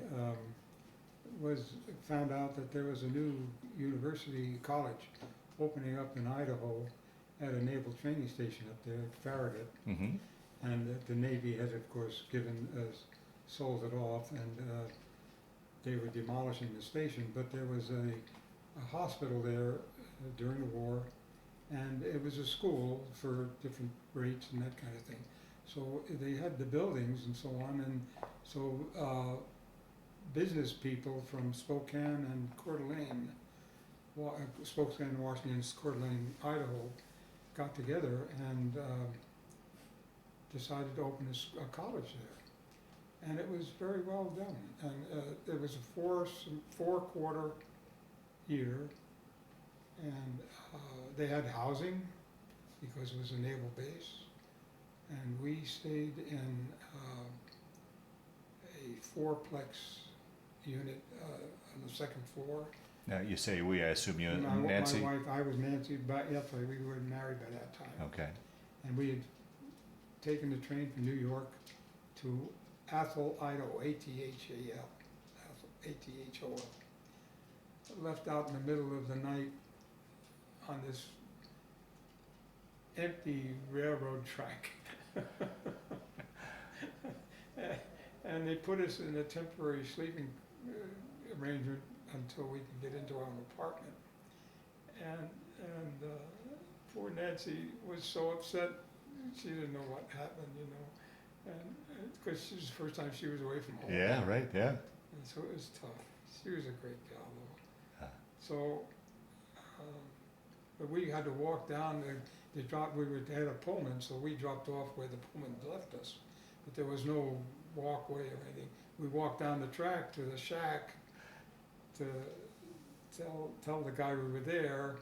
It was just Nancy and I that got off the train, and he called the university, and they sent somebody to pick us up. And but we had a good stay, and Nancy got a job with a psychologist at the university, so as a secretary. She was a secretary, professional secretary.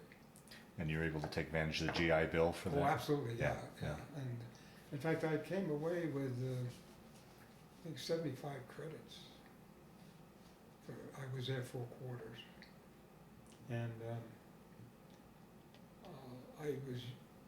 when I transferred over to Montana State in 48, they gave me credit for everything, every credit I took there. So that helped me.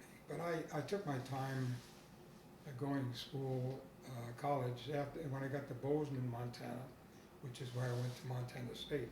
I had to transfer from the place in Idaho, and Bozeman was the closest place to get to. I was accepted there. I was also accepted at Syracuse University in New York, where I was planning on going as an alternate, and I really wanted to get back east at the time. But Nancy wasn't in a hurry to go back home. Really? There was, I would say, no friction between us Yeah. and the family, Right. but it wasn't that comfortable, let's put it that way. And so I think she didn't want to be under too much influence from her family, Okay. her mother and dad. Uh-huh. And she had a sister that was also influential, that kind of thing. So it was a good move, a good move.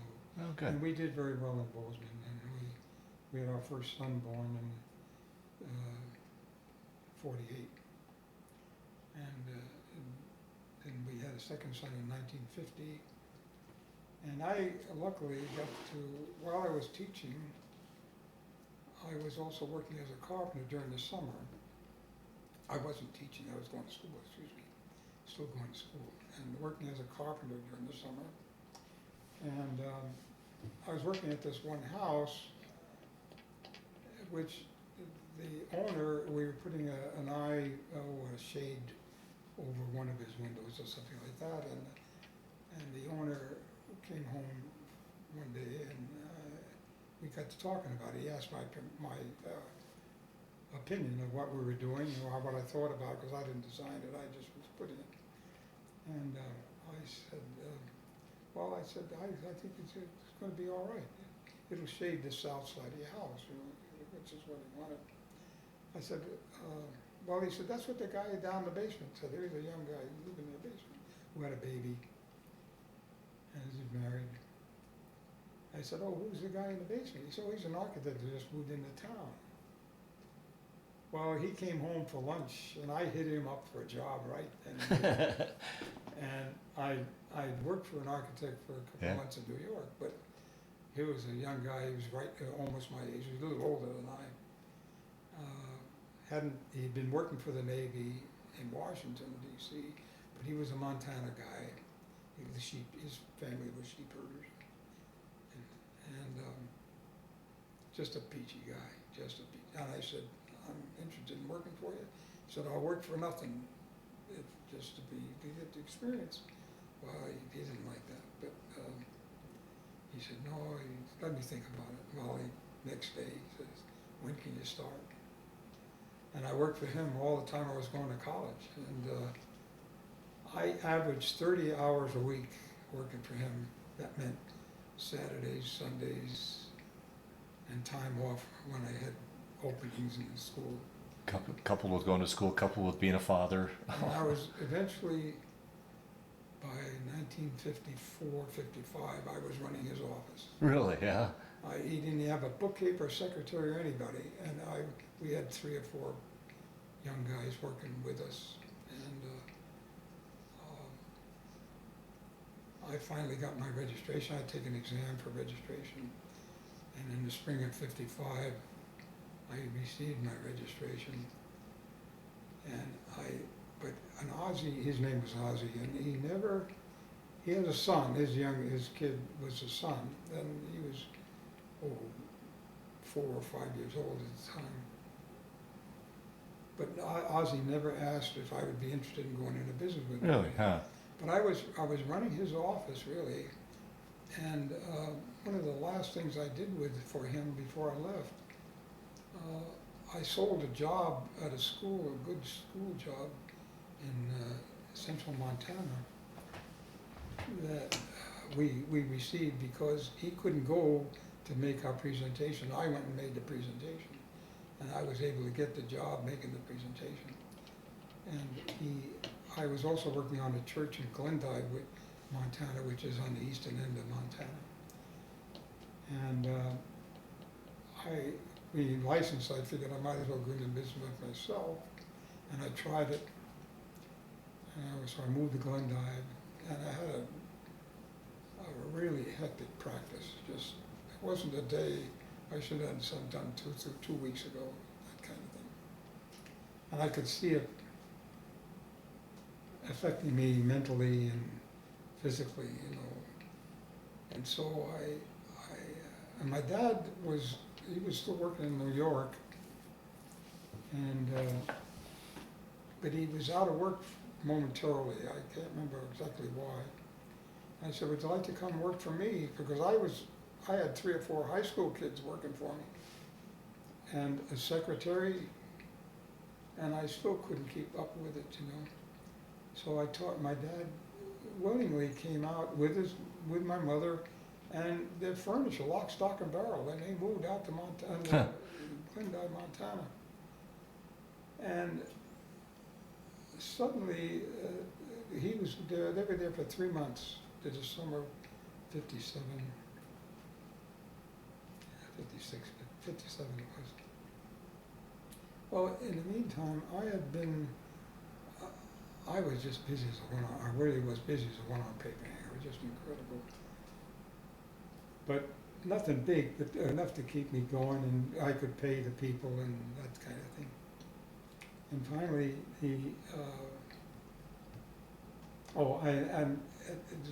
at one point, I felt I really wanted to get into teaching. I was always interested, and I visited my former university that I went to at Bozeman, Montana State, and talked to the chief, the department chair there. He said, well, we don't really look forward to, we'd like to hire people that are not graduates, you know. Well, every member of the faculty, when I was there, were a graduate of Montana State. Because you can imagine, they're out in the boonies there, and whatever, anyway. So I just said, well, okay, well, the summer of 47, when things are getting real rough for me, 57, excuse me, I get a call from him, and he said, I have an opening for you if you're interested. And Nancy really wanted to get back to Bozeman. She hated Glendive because I was working all the time. Yeah. We had two kids at the time. And we moved back to Bozeman. I gave everybody their week's notice, and my dad spent $3,000 to move to Glendive, and I paid him $3,000 for working for me. So he didn't make a nickel on that deal, you know. Yeah. And my mother was not surprised at all. She said, you know, when you said you were going into business, she said, knowing you, Carlo, I don't think you should do that. But she never said anything to me. But there were things about running my own business that I just couldn't tolerate. I didn't have the patience. My father was a crackerjacket running his own business. You know. And so I went back to teaching. But after I got into teaching, I did moonlighting up the wazoo, and I never had a day I shouldn't have had some. Again, still nothing to, but I could take it or leave it. Yeah, right. And I had a steady income. That was amazing. Yeah. But I went to work at $6,000 a year. Wow. And is that what you went on to make your entire career in teaching then? Well, no. Because I was still, in fact, when I went back to Bozeman, I got to working for Ozzie part-time again. And, but I was doing my own moonlighting on the side also. And so I got pretty busy. And then I finally, I was doing a good job teaching, I thought, at the time. And I think the administration thought so too. But as time went on, I realized that I just wasn't doing things right. Let's put it that way. And we had a new department chairman, and I was a structural person, structural engineering. So I graduated with an engineering degree in architecture, not an architecture degree, which was I was qualified to be an architect, and I had a license as an architect, but I was also an engineer, and I did all the engineering on a building that had to be done. That's heating, electrical, Wow. everything. That was part of my responsibility. The whole job was the whole job is an architect's job, but he gets specialists Yeah, to do that. right, And that's right. what Ozzy did, and that worked okay. But out in Glendive, I couldn't find the people I needed, so I did it all myself. And that was okay, but it was hectic. And so when I went into teaching, I was teaching for them, and they had a structural engineer come over from the civil engineering department, transferred into the architecture department to teach the structural analysis that I had been teaching the students.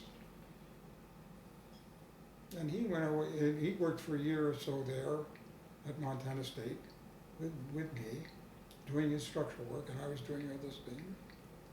And he decided to go for his doctorate. I had a master's degree at the time. I took over his job and all my other jobs too when he left.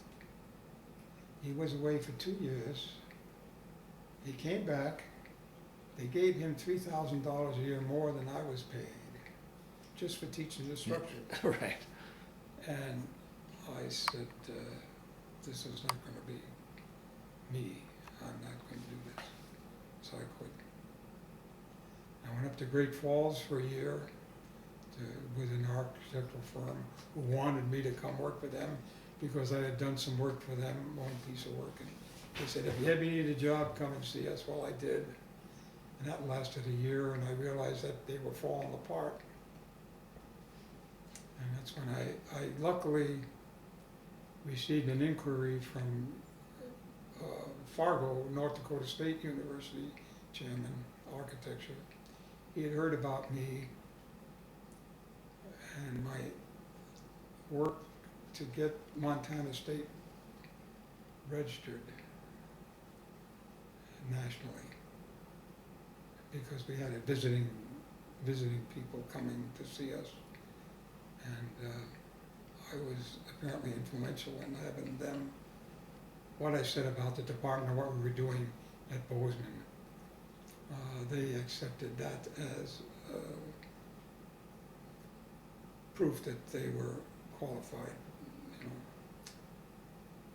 And this chairman from North Dakota State heard about me from some other guy, and he offered me a job. So I took it. So my first wife and I moved to Fargo, Oh boy. and that worked out okay until I retired. Yeah, so you retired up there. I finally retired Yeah. at 65. Yeah. So how many years altogether were you in I guess the architecture world? Well, I was in the architecture world from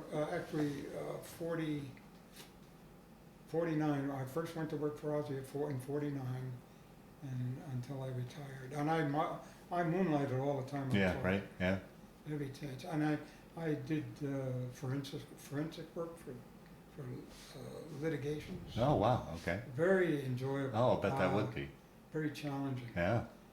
I have qualifications because of my attitude and my background. The average architect doesn't have. I'm not saying I'm superior Yeah, to them. right. I'm not. I'm more diversified. Let's put it that way. Okay. And so when I was working for attorneys for litigation, possibly, I could do it logically for them enough to convince a jury. And that was very enjoyable because it was a challenge. The last thing I had was an animation that I did for them, for one guy. That had a guy climbing a ladder and showing how dangerous the ladder was and so forth. And they solved the case because of that. Wow. I'll be darned. And I did have one case where,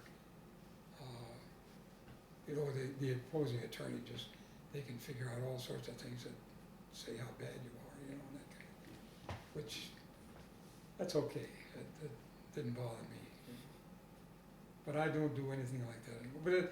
And when I retired at North Dakota State, I knew the guys in the machine shop, because this is my old machine shop. Yeah. And I started doing a lot of metal work. Really, yeah? Oh, yeah, and I really enjoyed what I was doing. I did things I never did before, and I figured, well, I'll try it, give it a shot, and if it fails, it fails. And I built 4 houses myself, not by myself, Yeah, but yeah. did all the work on 4 different houses for my family, my immediate family, Wow. over the years. And the last one was when Martha and I were after Martha and I were married, and I had to build it from scratch in Fargo. And it's a very house I'm really proud of. It's but the best house I ever done was one in the floodplain in Minnesota. They finally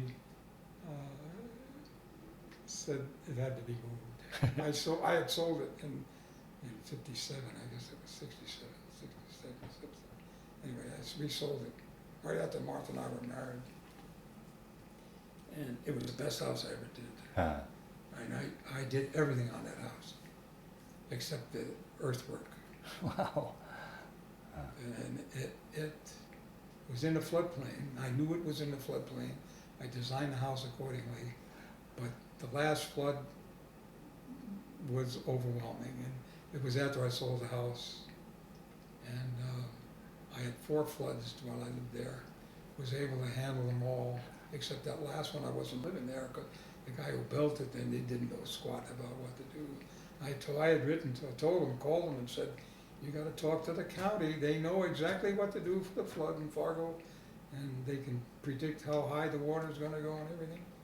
He never did that, and when you sandbag, you don't just throw sandbags around, you know, there's a science to it, and he didn't follow that. So they finally wised up and didn't let anybody build there anymore. So they burned that house down. And that was, I still to this day, was the best house I ever did. I'll be darned. So now I'm doing my own Christmas cards. That's about the. No, I got involved with some model railroaders, and I'm not a model railroader, but I'm a model builder. I like to build models. And so I decided after I got this project to build in fact, it's since I lived here.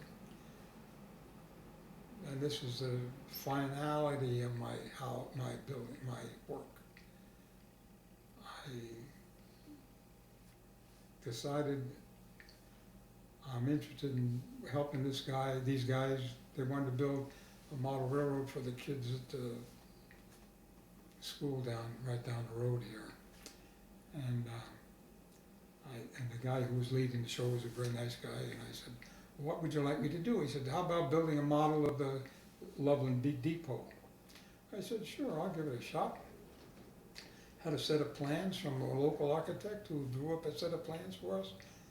He said, all I needed was a floor plan, and I could do photographs of the building, you know. And I figured, but you know, there are a lot of arches on that building, and that's probably the toughest thing to do. So I decided I'll build some, work some, see what I want to do. I made one sample of an arch by hand, like I usually do, and I thought, this is going to take a lot of time.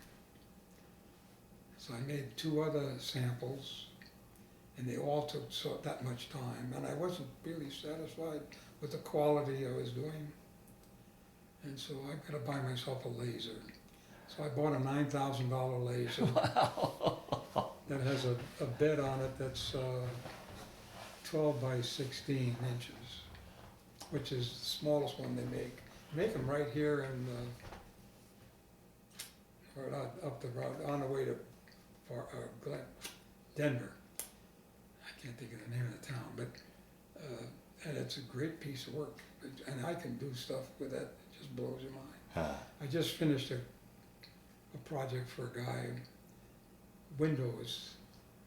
Now, at HO scale, it's 1/87th size. And I just knocked him dead. The windows took me 3 years to work out all the bugs. That I wanted to do it, you know, oh, I can do it better, I can do it better. And finally, I got the thing done where they came out okay. I'll be done. In fact, I don't even have I do have a sample, but it's stuck to my computer. But, and he was really flabbergasted with it. The guy in the other, with the depot, he came to me after I'd spent about 4 months on the job. And what I did, I started with the difficult stuff first. The arches, can I do these? Can I do this? Can I do that? Can I do that? So I had everything all worked out. I made samples of everything so that I could show him that I could do that, and he was impressed. He said, well, how long is this gonna take you now? And I hadn't done anything, I mean, the building wasn't there yet, you know. And he said, how long is it gonna take you? And I said, oh, at least 2 or 3 more months. Oh, he said, I gotta have it sooner than that. I said, I'm sorry, I can't. And that's it. And of course, then they got kicked out of the Boys and Girls Club. It's a Boys and Girls Club, you know, on First Street. They had to move out of there, and so and I thought to myself when I first went there to talk with them, why do you want to build a model railroad for these people here? These kids that come out of school in the afternoon, they're full of pea and vinegar, they want to do other things, you know, they don't want to, and if you want, they want to play with the trains, they don't care about anything else. It was ridiculous. And it was going to be a real big outfit, you know, like 8 by 16 or something feet. So, that's okay. I don't mind, you know. You can see, I love to draw, and I'm still, all this stuff has been done on my computer, and I'm happy with what I'm doing. And if somebody comes and says, "Can you do this?" I say maybe, and I'll try it. And if I can't, okay, you know, what the heck. That's what I'm always amazed with these interviews with your generation. Everything you've seen in your lifetime, that the technology changes. I mean, you know, the things you're doing on computers now were science fiction back in your day, and I've still got my old slide rules. I've got a desk drawer full of slide rules. I got different kinds and stuff, and all the stuff that I always did by hand. You know, I'll be done. Invariably, I still do stuff by hand if I have to. Is that right?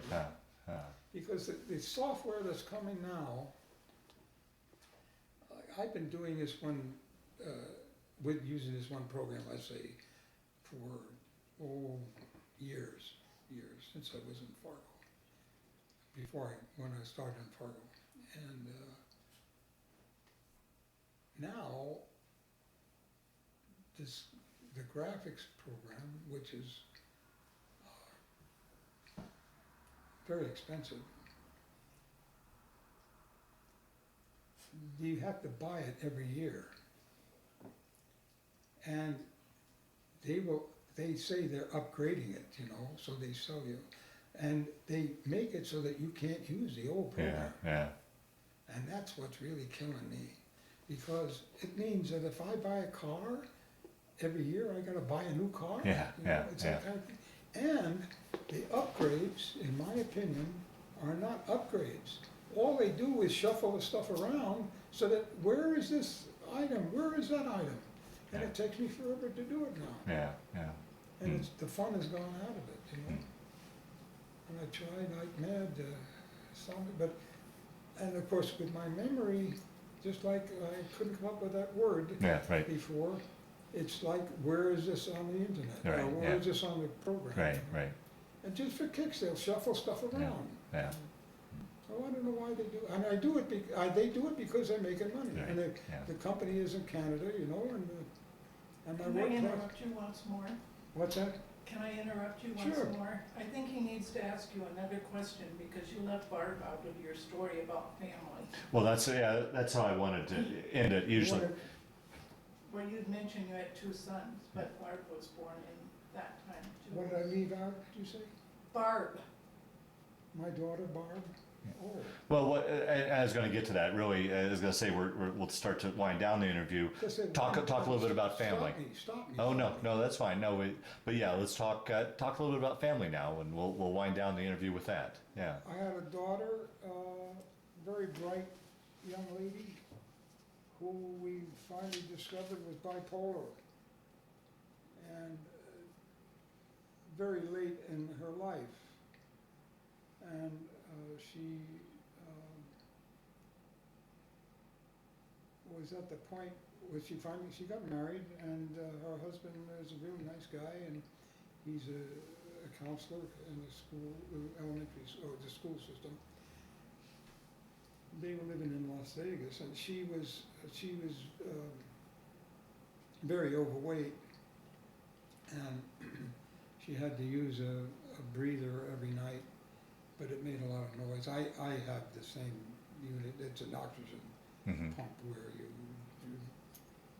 suck breathing oxygen during the night. And I don't use, mine is okay, I don't need it anymore, but she did, and she didn't use it one night because it made a lot of noise. And she just died in her sleep. This is a few years since we've been here. My other son, David, was a year younger than Dan. He was born in 1950, or 2 years, no, 1 year, or whatever. Anyway, he was 2 years younger than Dan. Very successful builder and architect in Taos, New Mexico. And had a heart problem that wouldn't quit. And he died since we've been here. In 09, and when we came in 09, he died right after we got here, as a matter of fact. So you've got the 3 children, We just 3 children. Yeah.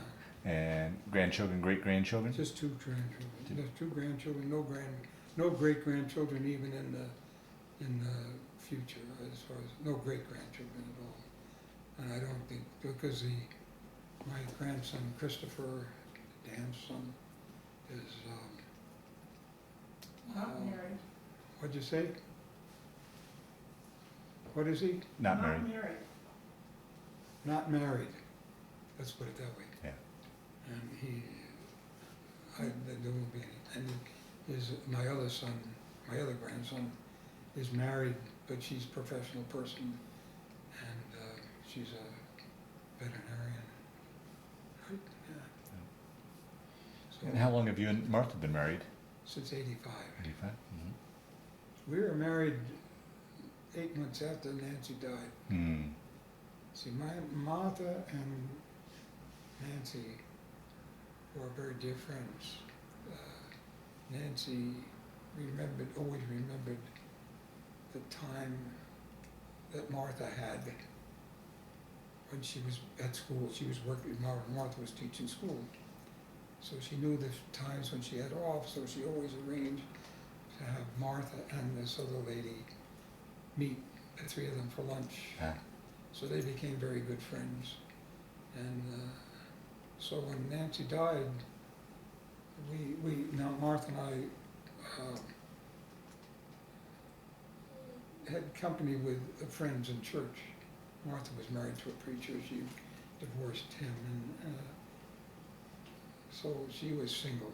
And we went to a picnic one day, and it was out of town in Fargo, out in Minnesota somewhere. And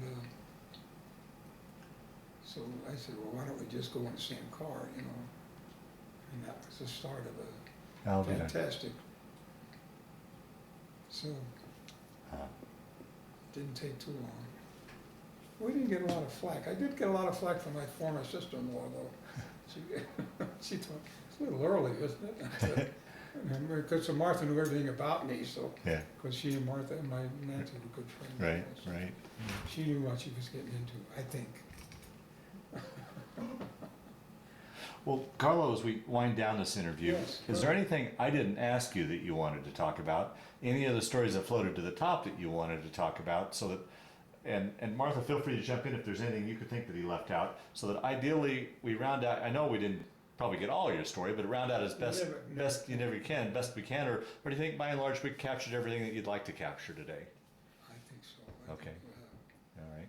I don't know what else I can say, Yeah. unless you have a question. Yeah. Ask. Well, the last question I always like to ask with these interviews is, when you look back on that time in the Navy and all the experience in the war and such, did it change your life, play a role in your life, affect your life at all, or was it simply just a chapter in your life that you went through? How would you answer that? I really can't tell what effect it did have on me, really. I never had a negative thought about it at all, Mhm. never. You know, I went in it with, not necessarily optimistic, but I knew there was a job to do, let's put it that Yeah. way, that had to be done. I guess that's what I was Okay. thinking of, and there was some, everything, nothing's ever perfect. Right. Right. So, no, I have no regrets at all, no regrets. The regrets I might have are that I could have been nicer to somebody, you know, than I was. Hmm. But I don't have any trouble with knowing people, and I especially like to do things for people. Yeah. Yeah. That's about it. And like I keep saying, I'm a very, very fortunate individual. I don't have any complaints at all about it. Oh, very good. And I'm disgustingly healthy, and I mean, I'm not perfect, but you know, Yeah. physically I'm doing okay. Very good. Well, Carlo, I want to thank you for sitting down today to tell your story, but just as important, I want to thank you for your service to our country.